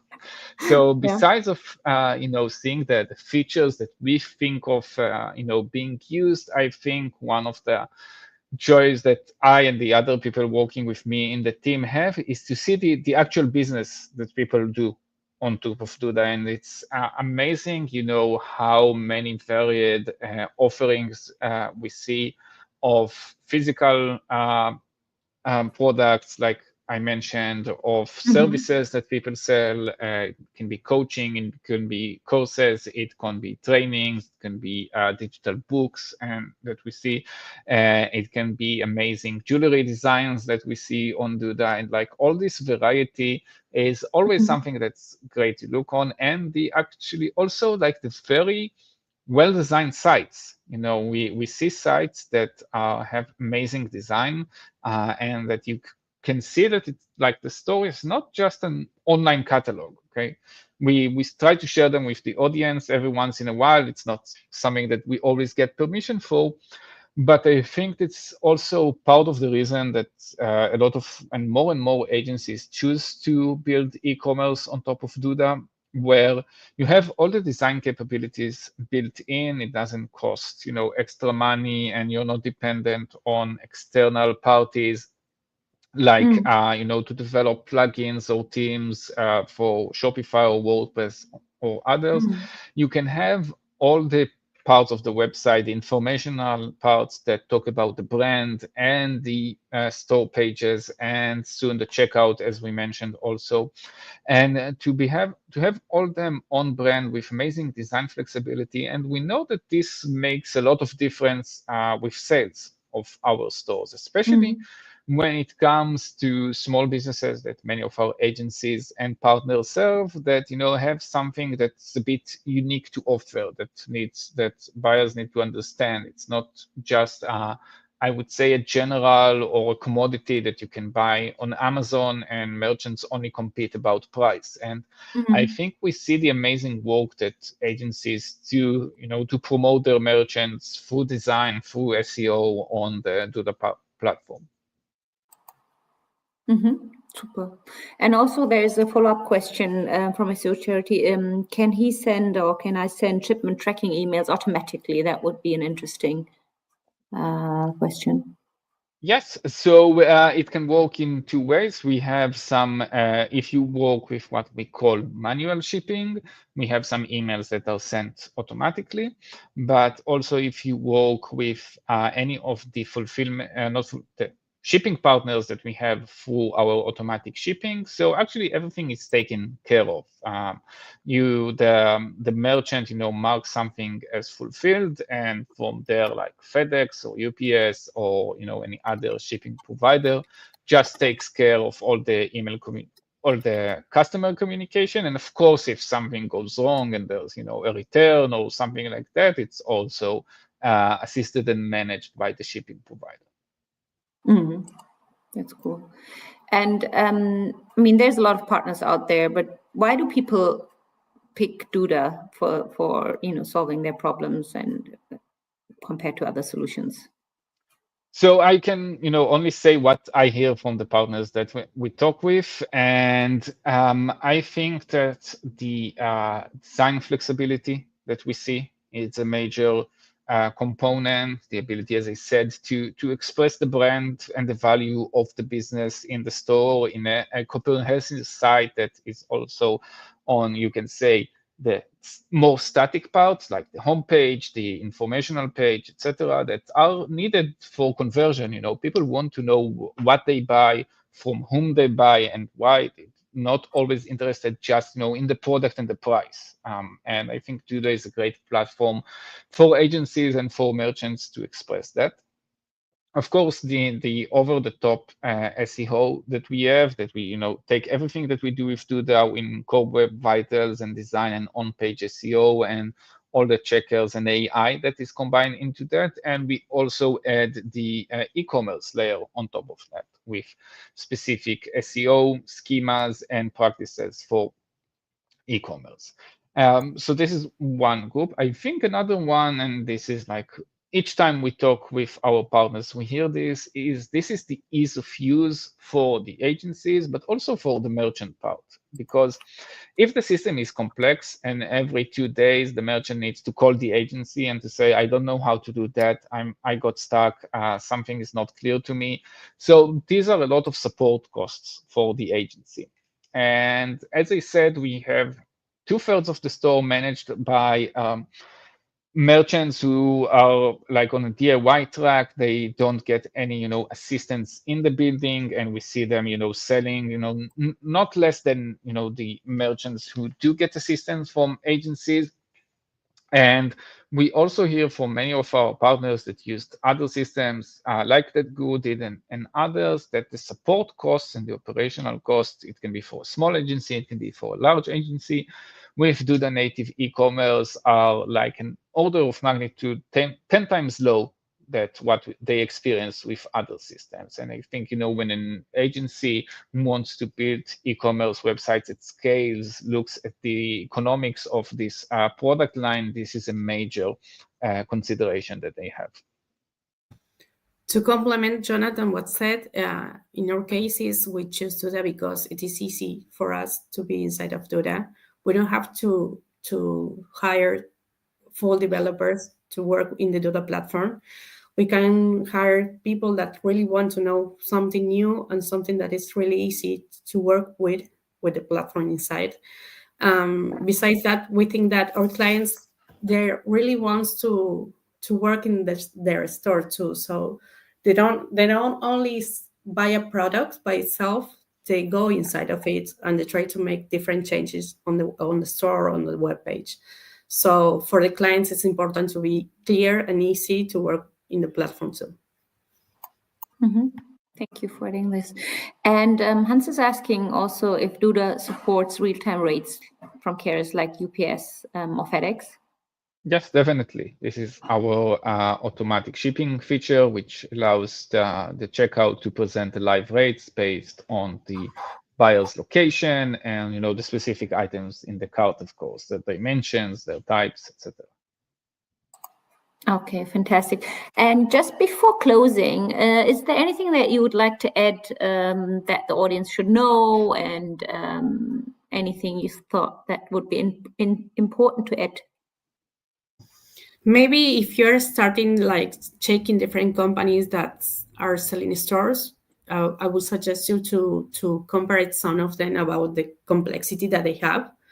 You can choose Duda, whatever you want, but you have to think more in the client that you are selling the product. So maybe you will have to check which are the knowledge that the future client you're going to have to give them the right solution and to give them no more problems, just a right product and a right configuration of it. Mm-hmm. Thank you. Maybe some last words from you, Jonathan, before we go over to the next session. I'll just add one thing to your question. I think, and I know that many agencies, don't want to go into e-commerce because they perceive it as too complicated and too many support costs, etc. But I think first, this is not the case with Duda e-commerce. As I mentioned, we see this, and we invested a lot, and our designers and developers and product managers work very hard to make sure that the platform is usable and easy to use. And I think that I would encourage, all the agencies listening to see how do they add more e-commerce and more coming soon booking, because I think that we see, and this was discussed a lot in DudaCon, from any direction and aspect you can think of, sites need to become more transactional to allow LLMs to interact with them, to allow to become revenue streams. And I would encourage all the agencies to take the step and look into adding e-commerce to their portfolio. Mm-hmm. Wonderful. Thank you so much. I really learned a lot myself. I hope also the audience learned some new stuff and got excited about the new features that you just talked about. And Rosie, also thank you for sharing everything that Guru does. And I hope you'll stay on for the next session as well, because we'll be talking around recurring agency models and revenue. So let's see what does happen in the next hour. Thank you very much. See ya. Thank you. Thank you so much. Bye-bye. Bye-bye.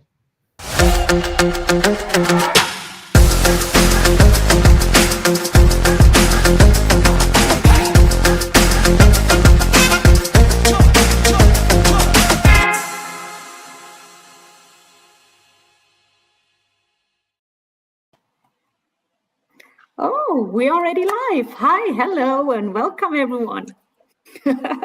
Save the best for last, they say. This is day 3, third session, last session of the conference. So we are closing it out. So welcome all. Welcome Jane, welcome Nat, welcome Craig. Thanks, Thanks, Pinar. Nice to be here. Lovely Glad to have you. close it out. Yeah, so you see the expectations are really, really high. The bar is here. So let's see. From where are you dialing in today? Where are you based at? I am dialing in from right outside of Chicago, Illinois. Jane? Yeah, I'm just outside London in a place called, near a place called Milton Keynes, famous for its roundabouts. Okay, I'm dialing in from Cape Town at the very bottom of Africa. Oh, fantastic. And I'm in Europe and Berlin, Germany at the moment. So it's getting a bit darker now. I don't know what the time is there, but yeah, we'll have a great session. And I'm very, very excited to have all of you here today. And let's see what we're going to share with the audience today. And we will talk around beyond billable hours, recurring models that drive growth. And super, super happy. I would first like to introduce you all to the audience, and then we just kick it off because we have a lot on our agenda. And yeah, Craig Rodney is here today. Thank you, Craig, for joining. Craig is the founder of the Agency Coach. Agencycoach.com is already down there. That's wonderful. And he's been running for 15 years his own successful agency before it got acquired by WPP. And now he is a specialist agency coach. So a wonderful name for your company, the Agency Coach, as he is the agency coach.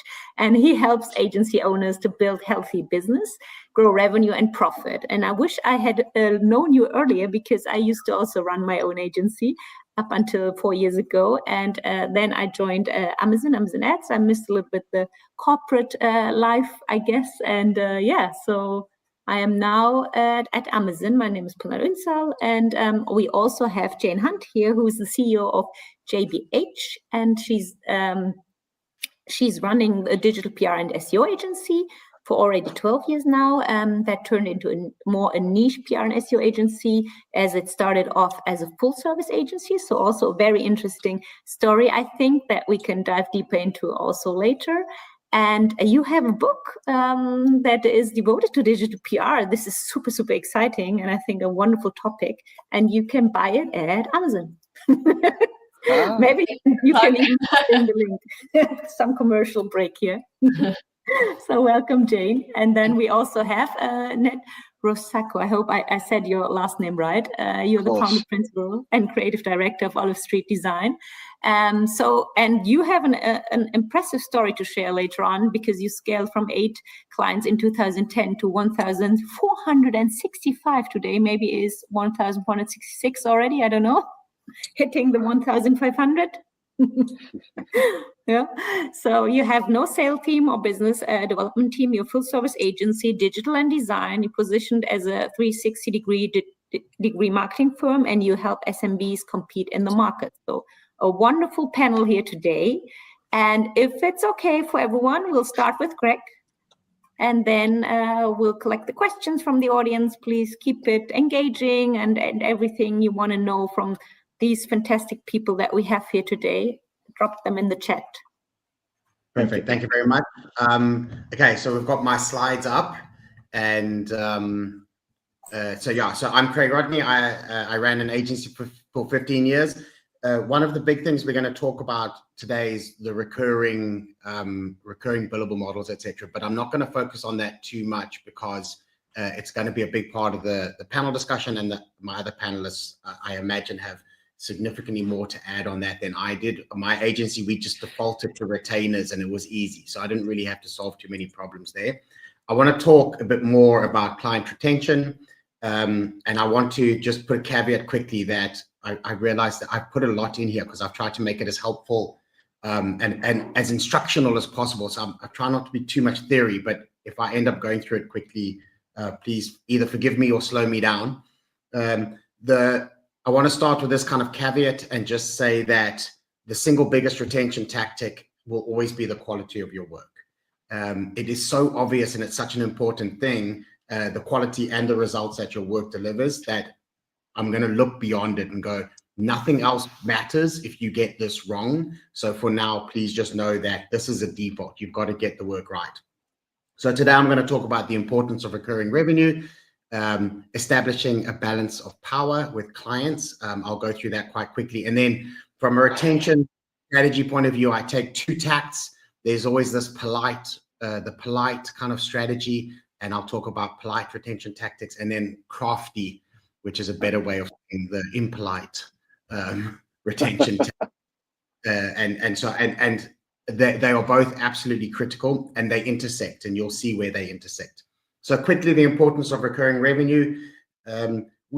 I think everyone kind of gets it, right? Like everyone gets that it's easy to build a business when clients keep paying you money.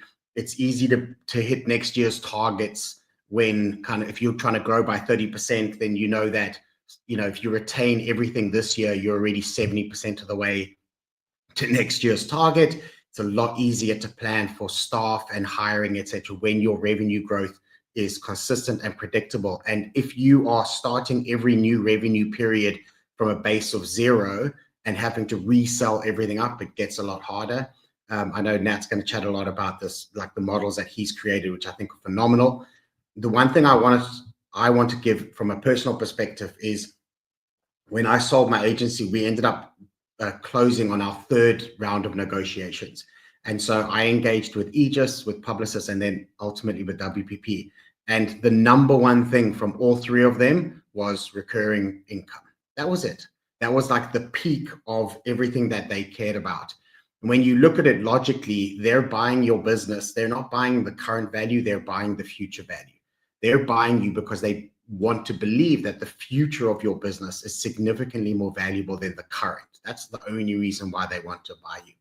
And the thing that they're most critical of when they're assessing your business and when they're doing a due diligence is how likely you are to retain income into the future and how likely you are to continue to grow at a consistent and stable level. And so every one of those discussions, every one of those negotiations, almost every element of what they were asking us and what they were trying to discover was almost like scoring us, creating a likelihood score of how likely is this business to retain income and grow into the future. So it became a massive part of my life, was solving this and figuring this out. And even if you don't plan on selling your agency, please understand that you are the current owner of the agency, and you would want the future value of your business to be secure and guaranteed. So you have as much vested interest in securing future and recurring revenue as a potential acquirer would be. It's impossible to talk about secure future revenue without addressing kind of the elephant in the room, which is generally the power imbalance between agencies and clients. I work with agencies around the world, and it is quite a pervasive thing. It is culturally across every region, you know, every sphere, every continent. It's the same issues around this kind of imbalance of power that agencies feel that they're struggling with. And from securing your future and securing a healthy future requires you securing things going in your favor. And it's important to know that you can't give your power away. You can't be in a position of weakness and have security around your future. Those two things are complete opposites. So a big part of you investing in securing future income and retaining income and creating this consistent recurring revenue within your business, it is all founded in having kind of a balance of power with clients. And generally the balance of power starts at the inception. It's very rare that an agency that has worked with a client for a while and slipped into this kind of weak position where the client has a lot of control over them, it's difficult to regain equity in that situation, right?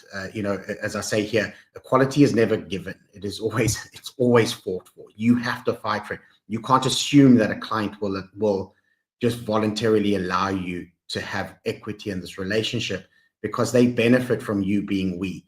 So the things to look out for and the things that all the acquirers looked out for was how much revenue a single client contributes. And you know, because if a single client contributes more revenue than your profit margin, you can't survive losing that client, right? There's no buffer and that creates a risk point. And then you're in a situation we go, oh, we can't afford to lose this client. It's too much revenue, and you're weak when it comes to renewing contracts and renegotiating and perpetuating this relationship into the future. You don't have as much power. I'm going to talk about something later on, which is my practical advice to doing this. As much as we're talking about retaining revenue, the one thing I want to say to you is I don't believe in building buckets that don't have leaks. I think having leaks in your bucket is healthy. I don't think it's the worst thing in the world, as long as you're leaking bad clients and retaining good clients. I don't believe that you can grow your agency on bad clients. You have to learn that you have to, if you have a bad client, if you're in a position of weakness, if you don't make money on a client, if you over deliver and these expectations are misaligned, it's fine to lose that client. It's healthy. You've got to lose it in a controlled way. So when you when you win a new client, instead of adding it on top of a bad client, rather replace a bad client. So it's okay to lose certain clients, but you want to know that you're losing the clients you have to lose. You're retaining the clients that you want to retain. But the equality and the balance of power starts at the initiation of a relationship. And unfortunately, when I engage with a lot of clients who have a kind of an anchor client and it's a bad relationship and feel weak, the bad news is at a certain point, you are probably going to have to replace this client in order to grow to a position of health. So we've got to get the balance of power right, and then we can build from there. Okay, so we're going to go into these two different types of retention tactics. I'm going to start with the polite side of retention, and I want to kind of look at the idea of going. I guess the easiest way to phrase it, and as I put it here, is polite retention tactics are about lowering the barriers to entry, about being an amazingly nice agency to work with, about building healthy relationships. Everything is founded in good-natured, healthy, positive kind of, and this is generally what a lot of agencies get right, is we're nice people and we're good at our jobs, and we want clients to love us, and we want clients to think we're amazing. And there's definitely no weakness in that. That's a good thing, but it is very polite. So the categories around polite are things like billing models. And as I said, I'm going to gloss over this because we're going to deal with it far more in the panel. But obviously you want to be building recurring revenue models into your agency. So you want to be looking at winning things like retainers or having clients on subscription models. I was reading earlier today about one of the most successful and fastest growing car wash companies in the US is based on a subscription model. So if a car wash can put their clients onto a subscription, you can as well. And what I generally say to agencies that work on projects is going, even if your income isn't based on retainers, you can secure exclusive relationships with specific clients. So you may not be able to predict and say, we get paid an exact amount every single month, but if you have an exclusivity contract with a client, if you're a preferred supplier, you can essentially secure their annual spend and then potentially average it out and go, no matter what they spend at what peaks, it's an average of this much per month. And so again, that exclusivity contract or the preferred supplier status operates as security within the framework of a billing model.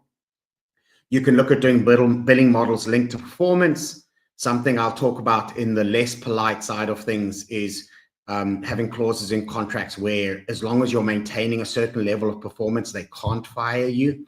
That's really good if you can get that clause through. But having billing linked to performance is it's a polite way, and it definitely secures future revenue as long as you can maintain performance. And then, as I said here, performance-based lock-ins, which basically allows you some security to go, as long as we're hitting our performance metrics, we have security within this relationship. I'm pretty certain every single person listening right now knows that's ever worked on performance-based models is the moment you hit your target, the client just raises the target. And then you're like, but that doesn't make sense. Like, we've achieved it. And they just keep moving the goalposts and to a point where you can't keep up. So having that kind of locked in contractually is a really good thing to have. The next level are, I forgot to click forward. So billing model, sorry about that. The The next thing to look under polite behavior is going to be looking at your behavior, the behavioral side of your relationship with your clients. The most important thing I think to get right is this understanding the difference between punishment and consequence. And what I mean by this is way too many agencies, and I talk here no covert contracts, way too many agencies act too nice at the inception of a relationship, and they don't establish their boundaries. And they allow a client to kind of run the course and get into bad habits and form these ways of working that are not necessarily ideal for the relationship. And then they're in a position where the only way to correct it comes across as though they're punishing the client. You're now suddenly saying to the client, oh, listen, I know we've been over delivering for 6 months, but now we're going to have to charge for these overruns or this. And you suddenly start getting protective and defensive because of this lack of power, and everything feels like from a position of aggression, like defensiveness is aggression, and it seems like a punishment, where the exact same behavior, if it was pre-disclosed, so during the onboarding of a client, if you very comfortably said to a client during the onboarding phase, if you said, hey guys, when we go over scope, this is how we handle it. So then when the time comes, you're simply initiating a consequence that was pre-disclosed as opposed to jumping in and kind of acting like you're punishing the client. The onboarding process with clients, when it comes to long-term retention, so much of your onboarding process determines the life of this client, because how you onboard that client, how you initiate that relationship, and how you stick to the rules in the early parts of that relationship determine how that relationship runs.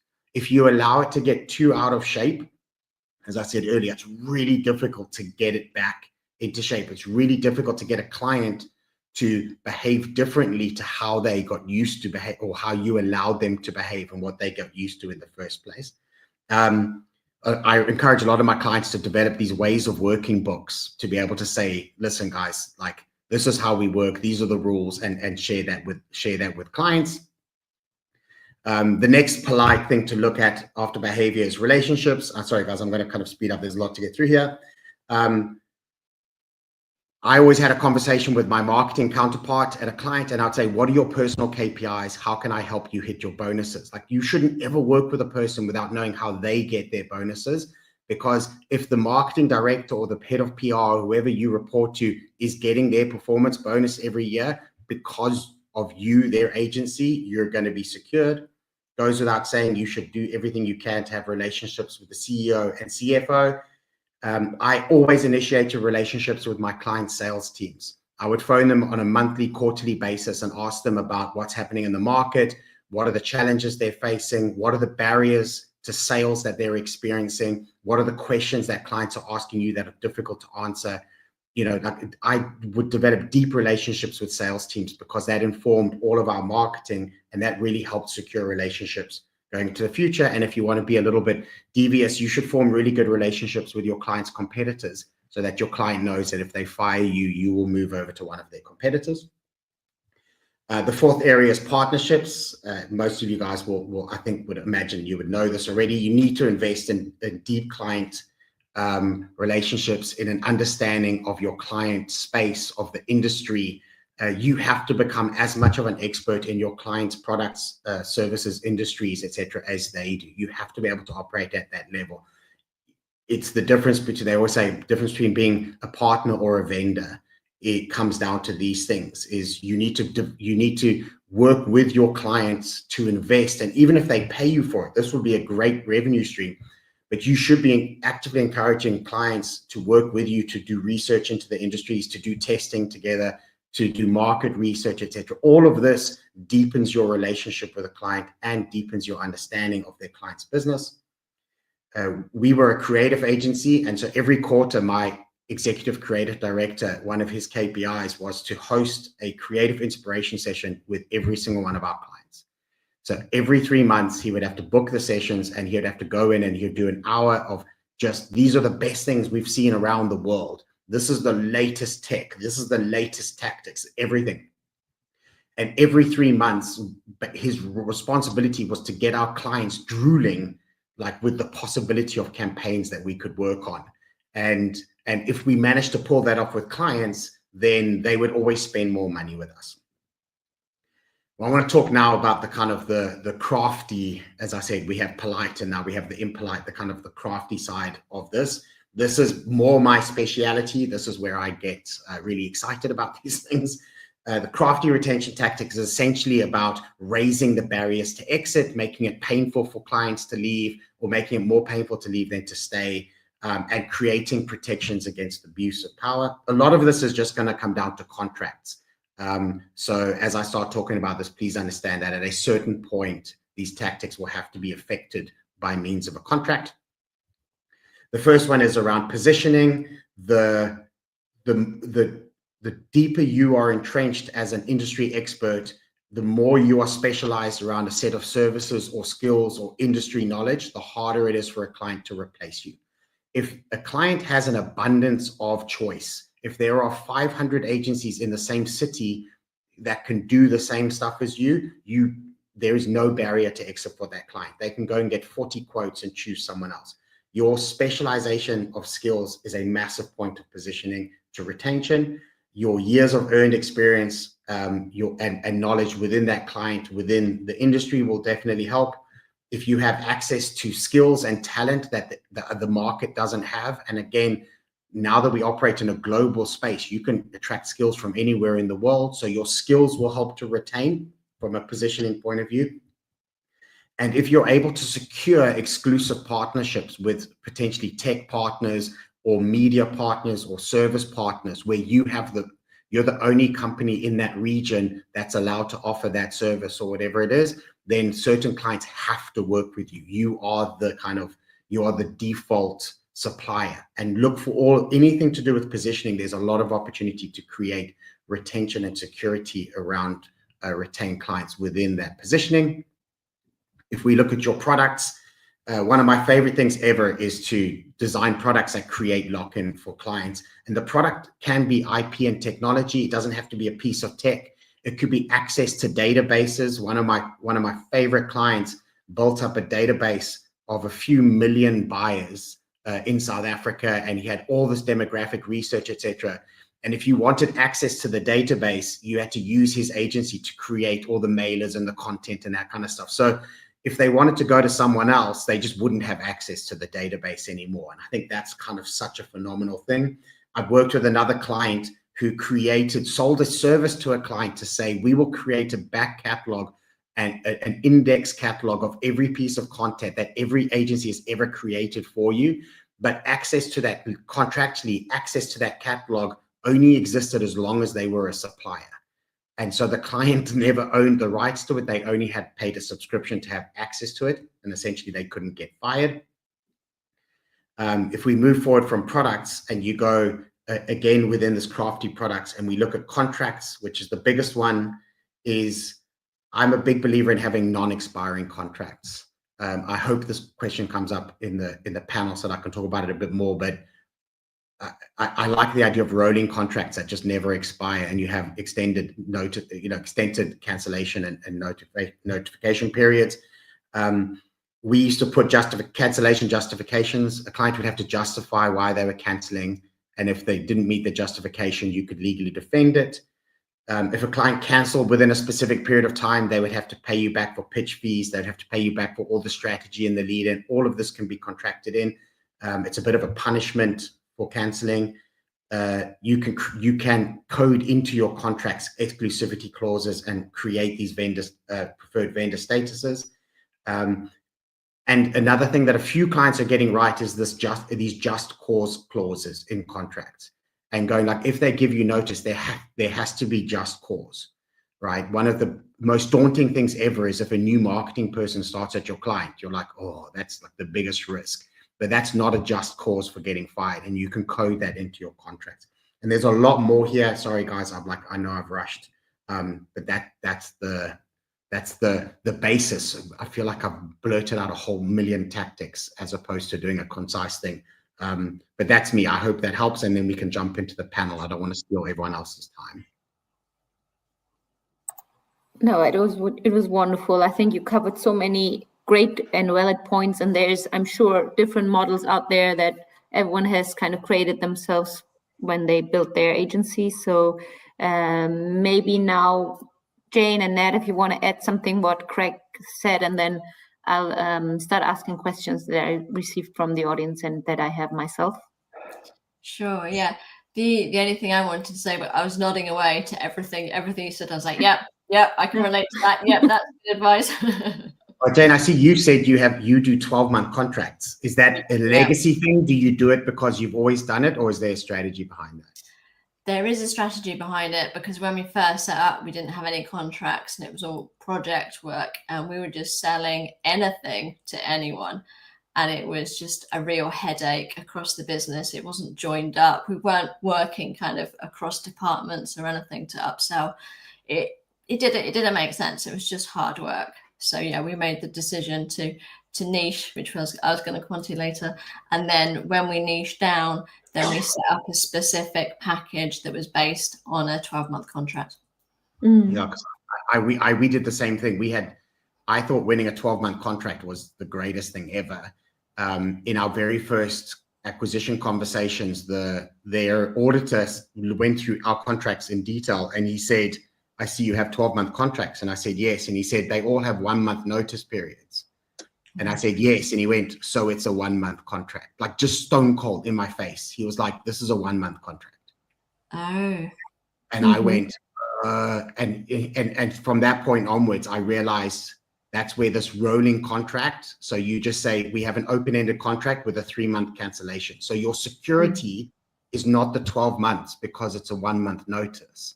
Your security and what you've done is you've created a date where they get to judge you and you have to renew, and it's terrifying. And you're like, oh, our business could be going backwards. Whereas I know with my cell phone contract, it just says, we will renew until you give us notice type of thing. And we reserve the right to increase prices. And so we changed our contracts to similar to that. It's an ongoing contract. It auto renews until you give notice, and it's a 3-month notice. And the auditors for all 3 acquirers were like, that is infinitely more secure around your future revenue than having fixed term dates, which I found fascinating. Yeah, because when you get to the end, towards the end of that contract, you have that panic about whether they're going to renew and whether you're going to lose a 12-month contract for the next year. So yeah, and it's the moment where you should be going in asking for rate increases and more budget, but you're so terrified that you lose it that it creates a point of nervousness. And if we had 2 big clients whose contracts terminated in the same month, it was about 60% of our revenue was on the line every year at the same month. It was panic attacks.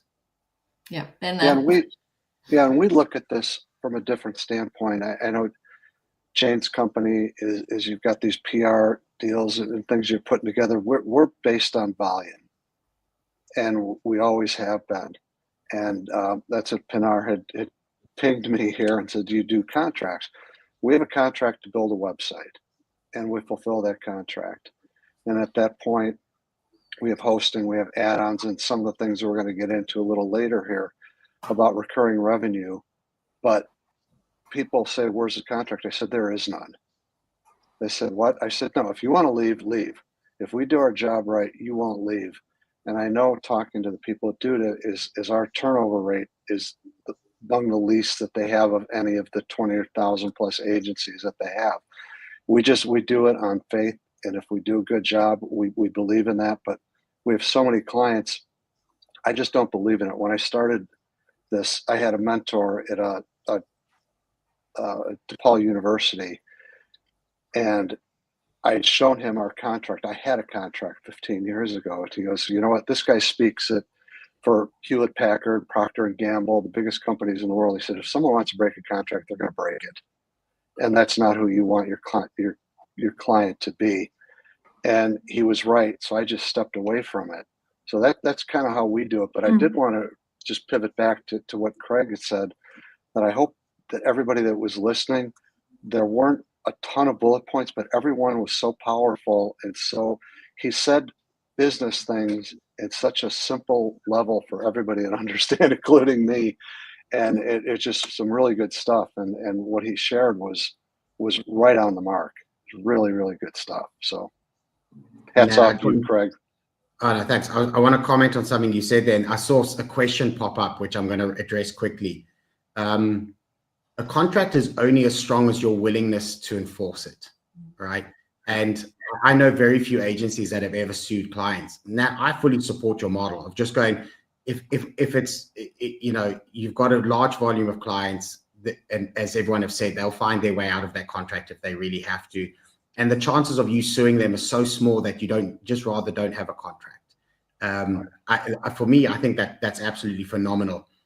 Where I do believe in contracts is when you're dealing in massive multi-million-dollar deals where you are employing and you are responsible for the employment of a significant number of people, where you are signing contracts with other parties on behalf of this deal, then you absolutely have to have a tight contract, and you have to be willing to enforce it. And we get 3 or 4 of those big deals a year. And I got to pivot. We do have ironclad contracts for those. And I'm talking about the agencies just, you know, spinning out 1, 2, 3 websites a week, a month, or whatever, that they're probably not as important to have. But the bigger ones, absolutely 100%. Yeah, especially when you've got people's jobs on the line, you have to stand tall and be able to defend hold the client to account. Just to add to that, we do go after clients for any lost invoices, etc., or lost payment if they don't pay, and if they try and get out of it. That's what our insurance is for, and we've used our insurance, and obviously there's the lawyers there to help us get our money. And you know, the 2 times that we've done it, we've got our money back. So it is worth having a contract. It is worth going after people if they break their contract. Yeah. I want to add quickly as well. The most dramatic legal battle I ever had within my agency was we didn't act against the client. We enforced our rights within the contract and put them in a position where they could legally act against us. Essentially, we had clauses in the contract that we owned the content until they paid. They hadn't paid us, and it was becoming a massive problem. The content would be published on their social platforms. So we locked them out of all of their social platforms, took ownership of the platforms, and we said, we will give you access when you pay. So we didn't send them, our decision was not to send them legal letters, which was a position of weakness.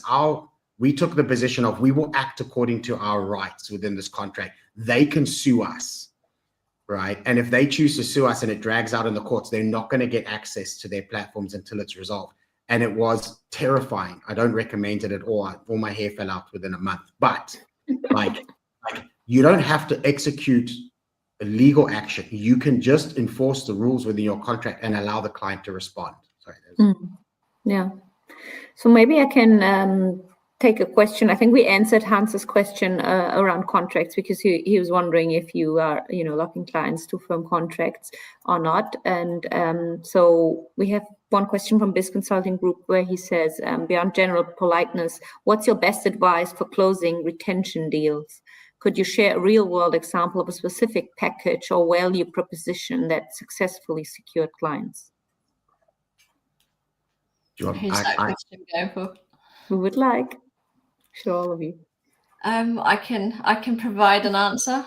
Yeah. So yeah, we've got a couple of ways that we try and close, and it's a couple of things. So as part of our retained packages, we offer a guarantee.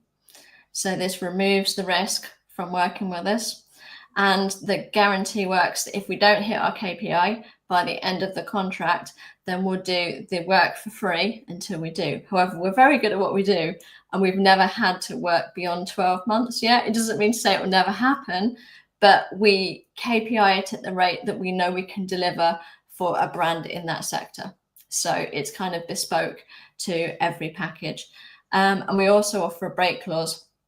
And this gives people just some added kind of peace of mind that if they really need to get out of a contract, they can. However, we have tightened that up recently so that break clause can only be activated if for performance reasons, not just because, you know, generally you're not happy with us or you don't like somebody. It has to be because we haven't hit a certain KPI at a certain point of the contract. So that's something new that we've recently done. Sorry. What is happening in the studio? My background just fell down. It didn't like my answer. No one died.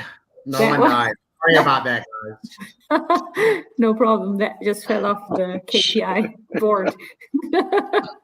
Ned, would you like to add something?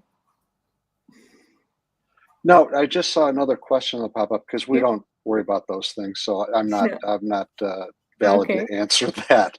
But Haas had said, speaking of rate increases, what are some tips and strategies to do that? They're pretty defensive. Yeah. And I think that was a really good question. And a good example of this, and everyone on this call is going to know this, is a few years ago, Duda raised their rates. And I sat back, I got the email. I'm like, okay, what do I do here? I've got over 1,000 people, clients with Duda. This is a lot. And I thought about it for a day. I emailed the Duda team, Emily and Oded, and said, what are the great things that Duda did in the last year, the software and everything? And they outlined everything. And then I took all of that and said, maybe you didn't know all these things, but this is all the things that Duda, that the software has upgraded over the last year. And then this is my secret sauce. I'll bundle something with it. I'll add something. What we did was we said, we're going to give you an hour a month of edits. Most agency owners on this call know no one ever calls you. So it was something that cost us nothing. And for them, it was $150 a month, $1,800 a year savings. And I took the hosting up $10 a month or whatever it was. And I actually had people calling me saying, thank you, this is wonderful. The increase was there, but boy, you're giving me so much more value to it. And we did that again this year, where we added something that I worked on a widget with another vendor that offered an incredible amount of value. And we offered it, we took prices up, we sent it out to 700 people, 685 took us up on the offer to raise them $20, and they were thanking us for it. So bundle, do your research, find some good things that you can do that cost you way less than the increase, and make money on it and take it up, and then it's up forever. That's my 2 cents on that. I can add something here, but I want to just put a caveat which says raising your prices is absolutely terrifying, and I don't want. If I give you practical tips, I'm not dismissing the emotional nightmare that comes with being brave enough to tell clients that you're raising their prices. Again, I think all things are easier when you initiate an agreement with a client that says on the 12-month anniversary of us working together, we have the right to increase it up to CPI or something like that. Rationally, conversations with clients should go along the lines of, we're the best at what we do. We hire the best people. They're not cheap. They get salary increases every year. If you want the best people working on your team, then you've got to understand that there's this pressure and it's going to go up. We would give clients the option. So often we would just say, our rates go up. That's it. It's not a negotiation. You have a choice. The choice is you can increase your budget to accommodate the rate, or you can accept fewer hours. But our rate goes up. So if your budget is flat, the number of hours available to you from our team decreases by 6% or whatever the CPI, or 8%, etc. So it was more of our rate is going up. You can choose one of these two ways. But again, if the quality of your work is incredibly good, you shouldn't be nervous about a rate increase and having that conversation. If your work and your positioning and everything is average, not to be mean, but if there's a lot of other agencies you can do what you do, you'll always face price pressure. That's true. And also maybe another question to Jane, like when you changed your model, right, where you said in the beginning that you were doing more projects to start off, and when did you switch and when did you realize it's better to be in a retained service model?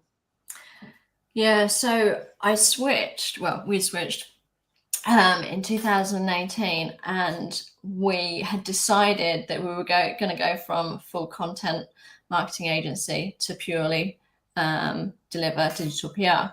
And we had a mentor at the time, and he looked at kind of what other people were offering, so what our competitors were doing.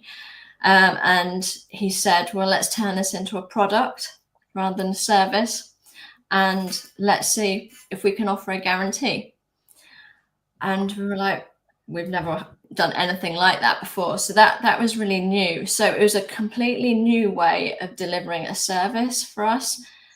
And it was much easier to deliver because it was a much neater kind of package of what you got. The deliverables were really simple, KPI was simple, and the guarantee was really simple. So we picked up a really big, national client immediately from doing that and structuring it in that way. Mm. Thank you. And I just received 2 wonderful questions. Also, Jared wants to know, how do you handle clients that habitually go out of scope when they are on a retainer? So these kind of very demanding clients that want more and more and more and keep overstepping the maybe contract or what you've agreed upon. I'll answer quickly. Jared's not going to like me, but it's fine. You'll always have a tolerance. I mean, you don't want to be overly strict or whatever. You want to be a good service provider. So you want to have tolerance around it. But ultimately, it's a behavior that's allowed.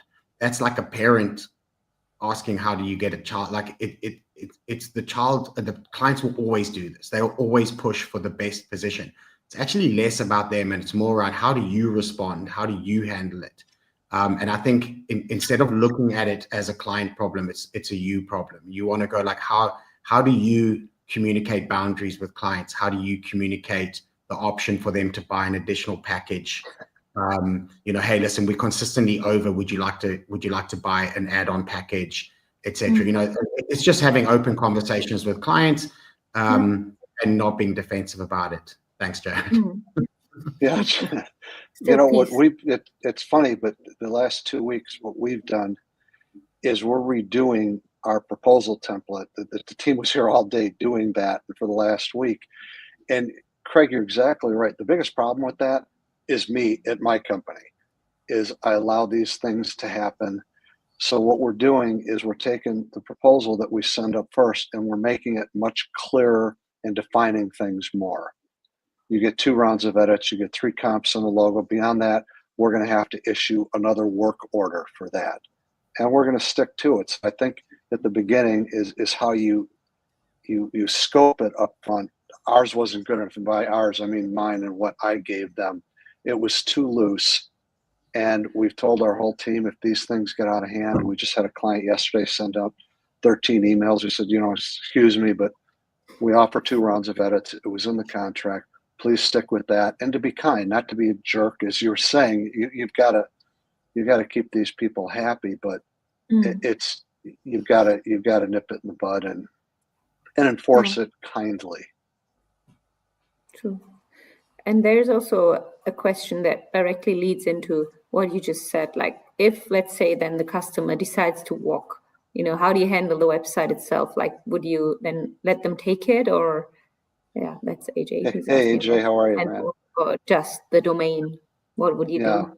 With what we do, and you probably figure this out by now, but if the website is paid for and there are no current outstanding bills, we let them take it and tell them once they're paid, the website is yours. We're not going to keep it, because as the people that own agencies are on this call know, everybody has come across a bunch of agencies that got angry and said, well, we left and I can't take the website with me, and they're mad forever, and they're going to tell 100 people.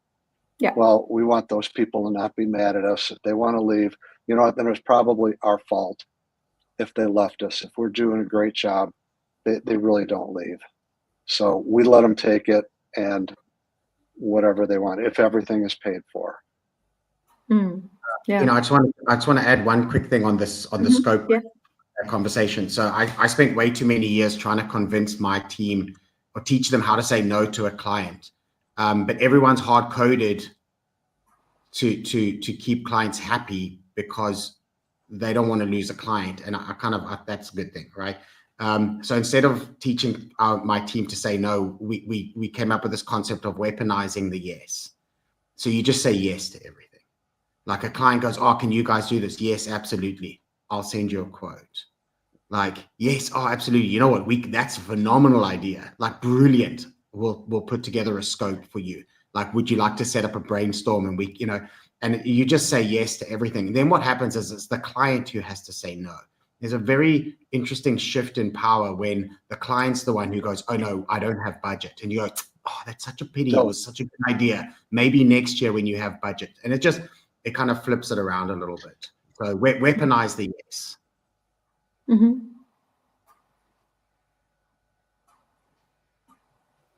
That's cool.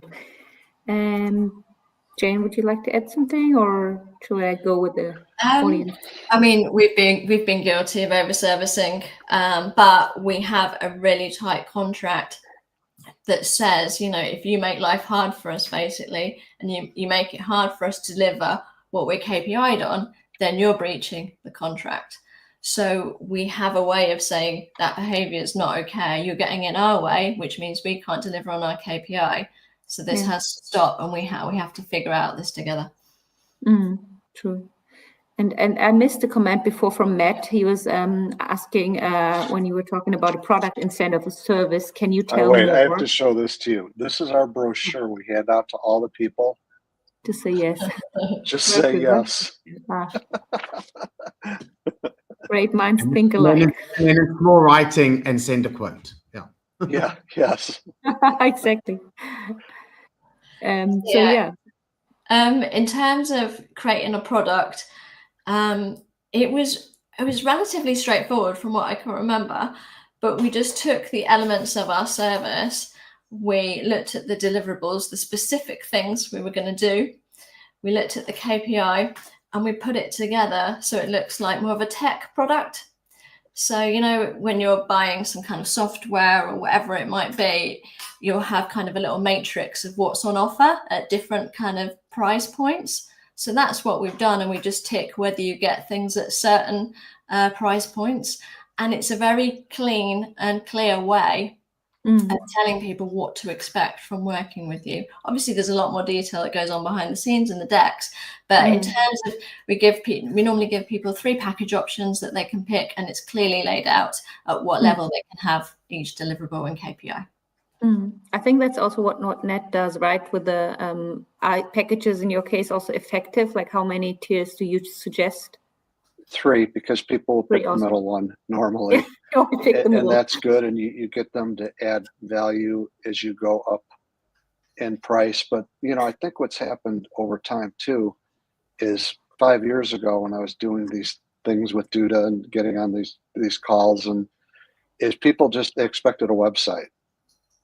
And you know what, today that's not close to enough. With all the things that are going on in social media and listings management and SEO and PR and all the things that you can offer clients, a website just isn't enough right now. And you got to make that clear to them. And that's where the add-on products go. And I've spent years researching this stuff. I try it myself. We use it on our own websites. And that's when we have the confidence. I'll say, hey, you know what, this product I'm showing you, we've used it for a year, and here's the case study. It's me. Here's our dashboard. Take a look. You build the trust that Craig mentioned at the very beginning of his. As you build that trust, you position it as a win-win. But there's just more than that initial product today, and it's good to build on that and to add value. And we offer 3 levels of everything, hoping they hit on the middle one. Okay. And how do you price them initially? Like, how do you do your calculations? For us, and I think that's why we've got 1,400 paying clients right now, we price everything reasonably.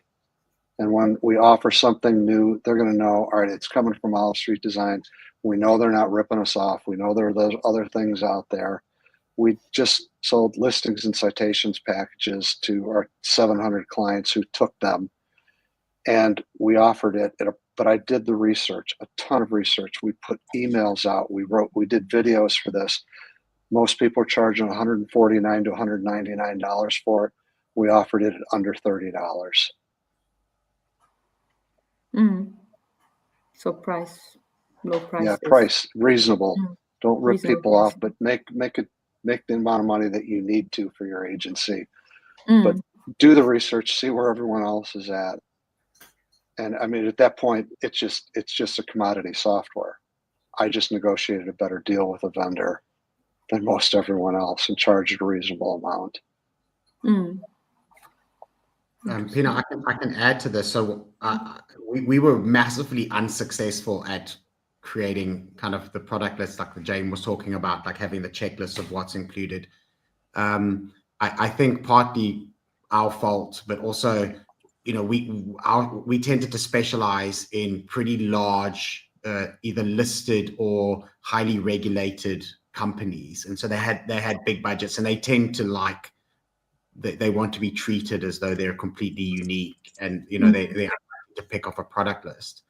What we did get right, and I must give credit to my business partner Mike, his favorite saying was, where there's mystery, there's margin. And Nat's coming across as like the nicest guy pricing correctly. I'll be the opposite and go like this is not price gouging, but where there's mystery, there's margin. And we would always start with a per hourly rate and go, well, how many hours? Because that's essentially our input cost. And when we get to it, then you look at go, well, what is it worth to the client? And then you start going, well, if a client wants to book a strategy, a line item that says competitor research there's mystery there. And, market research and in-depth analysis, these things all have mystery. And then when you turn around and go, okay, and we're going to do a half-day strategy session with your team, and then we're going to do a presentation and et cetera, that you can bundle and build out service products quite quickly and justify higher rates than just going, it's going to take me 20 hours, and you can bundle it up. I sat in a meeting when we were still a small agency. We had one of the big 5 banks in South Africa as a client. And they hired, it was either Deloitte or McKinsey or one of these companies. They paid that company for a half-day session more than our entire year's retainers combined to sit in a room. And this is going way back. Like everyone had an iPad, and it was the coolest thing ever. Like that's how long ago this was. But they had a half-day session, people with iPads answering questions, doing some stupid game. And the results that they came up with, my 21-year-old community manager who managed the bank's social profiles could have given them better insights into their communities. And McKinsey or whoever, well, I don't want to name names, but one of the big consulting firms charged them more than that bank paid us in a year's fees. Yeah.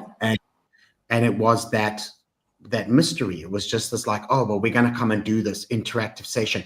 And as much as I despise that, and I never wanted to be that vacuous, I did take a lot of lessons from it and go, you know what, there are ways to earn enough budget. And the way I said to my team is, I go, the more budget you earn, the better work you can do.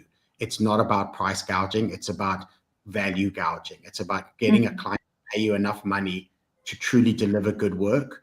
Because like my very first slide, if you're doing good work, you're retaining clients. Yeah. I mean, there's so many business models out there. And I think in Net's case, it's like it works when you have like so many clients and in a volume, like also Horst says, for many, like what you just said with the bank example, it's getting super difficult to sell services to SMBs. So when you have, let's say, 5 big ones, and then suddenly an SMB comes, then you'll be too expensive for them, or vice versa, right?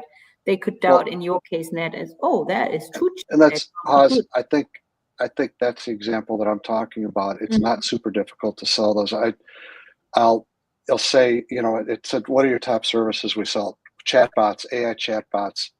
We've sold 400 of them. We haven't even started trying it. But if you had 40 and you sold them at $30 to $40 each, all right, you're at $1,000 a month in additional revenue. ADA compliance, AudioEye. I reached out to the AudioEye people, and they sent me an email cadence to send to our clients. And this one was more, Craig would like this more. This one was out of fear and threats, saying you will be sued. But then we put an asterisk at the bottom and said, if you get sued, you hold harmless Olive Street Design. And all of a sudden we had 200 people sign up that day. Like, oh my God, if he's worried about getting sued, I'm going to. So at $40 times right out of the gate there, 200 clients, there's $800. times 7, 12 months. If you're a small agency, you've got 10 or 20.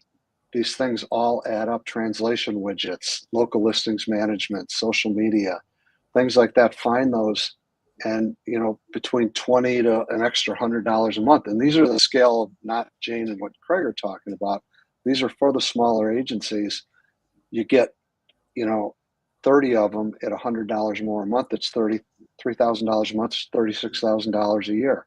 That's a lot of money to a small agency, because I was one 15 years ago. I don't know about Jane, but I would have traded my agency for Nat's business in a second. Like, I try and explain around our growth. I think when we were about 20 people, our revenue came from probably 15 clients, and when we got to 100 people, our revenue came from 6 clients. And you lose one of 6 clients, so it's just every day. Like Nat, you could lose 20% of your clients and probably not notice for a few days. I love that business model. I think it's phenomenal, but I don't undervalue how hard you've worked to get there.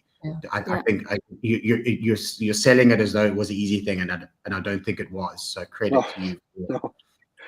Yeah, thanks, Craig. Yeah, so it's really amazing to listen to these success stories, and I think we still have 5 minutes. So, anything you want to share that you think that the audience should take or try out in their agency? I'm sure there's a lot of agency owners here now, and that you think, okay, this is really, really one key takeaway from today. Maybe Craig, Jane, Ned, whoever wants to start. I mean, I'm not sure it's really a takeaway, but although it may sound like we have a good setup, we're constantly tweaking our packages. We're constantly adding new elements to them. We're adding bolt-ons and all sorts of things for the additional kind of revenue. So what we now have is what you could describe as like a McDonald's menu, where you've got your mains, you've got your sides, and your desserts or whatever else. So we're trying to add on, within kind of digital PR and SEO, we're trying to add on little services to increase that kind of monthly revenue. Cool. I'll happily jump in with mine. It's a bit lofty, but I think it's important under the topic of retention.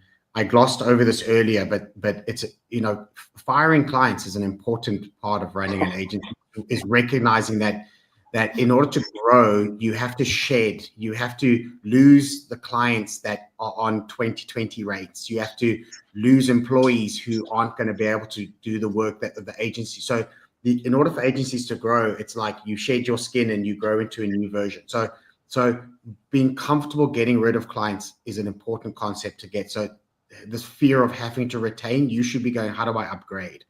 And every conversation that you have with a client about rate increases, scope creep, all of that, every single one of those conversations, your confidence is based in the strength of your new business pipeline.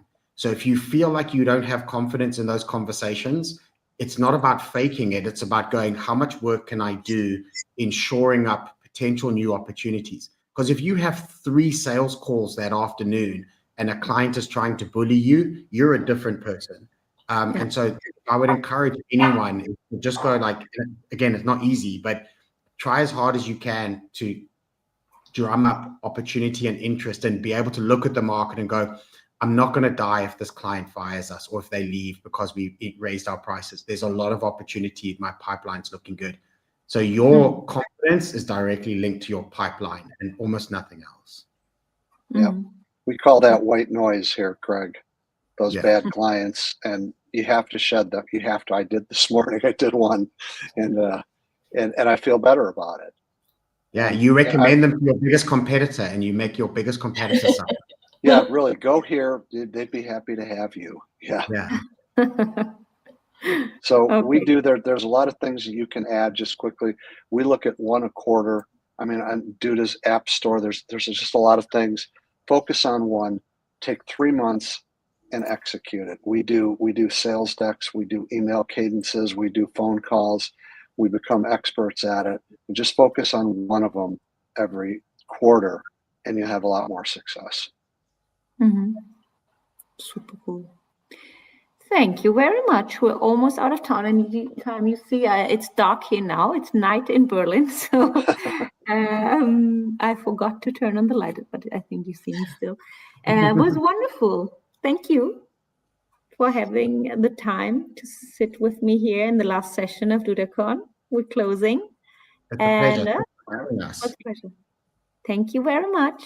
Thank you. All right, everybody. Bye, Thank you. Bye, Ned. Hope it was Bye. worthwhile. Cheers, all.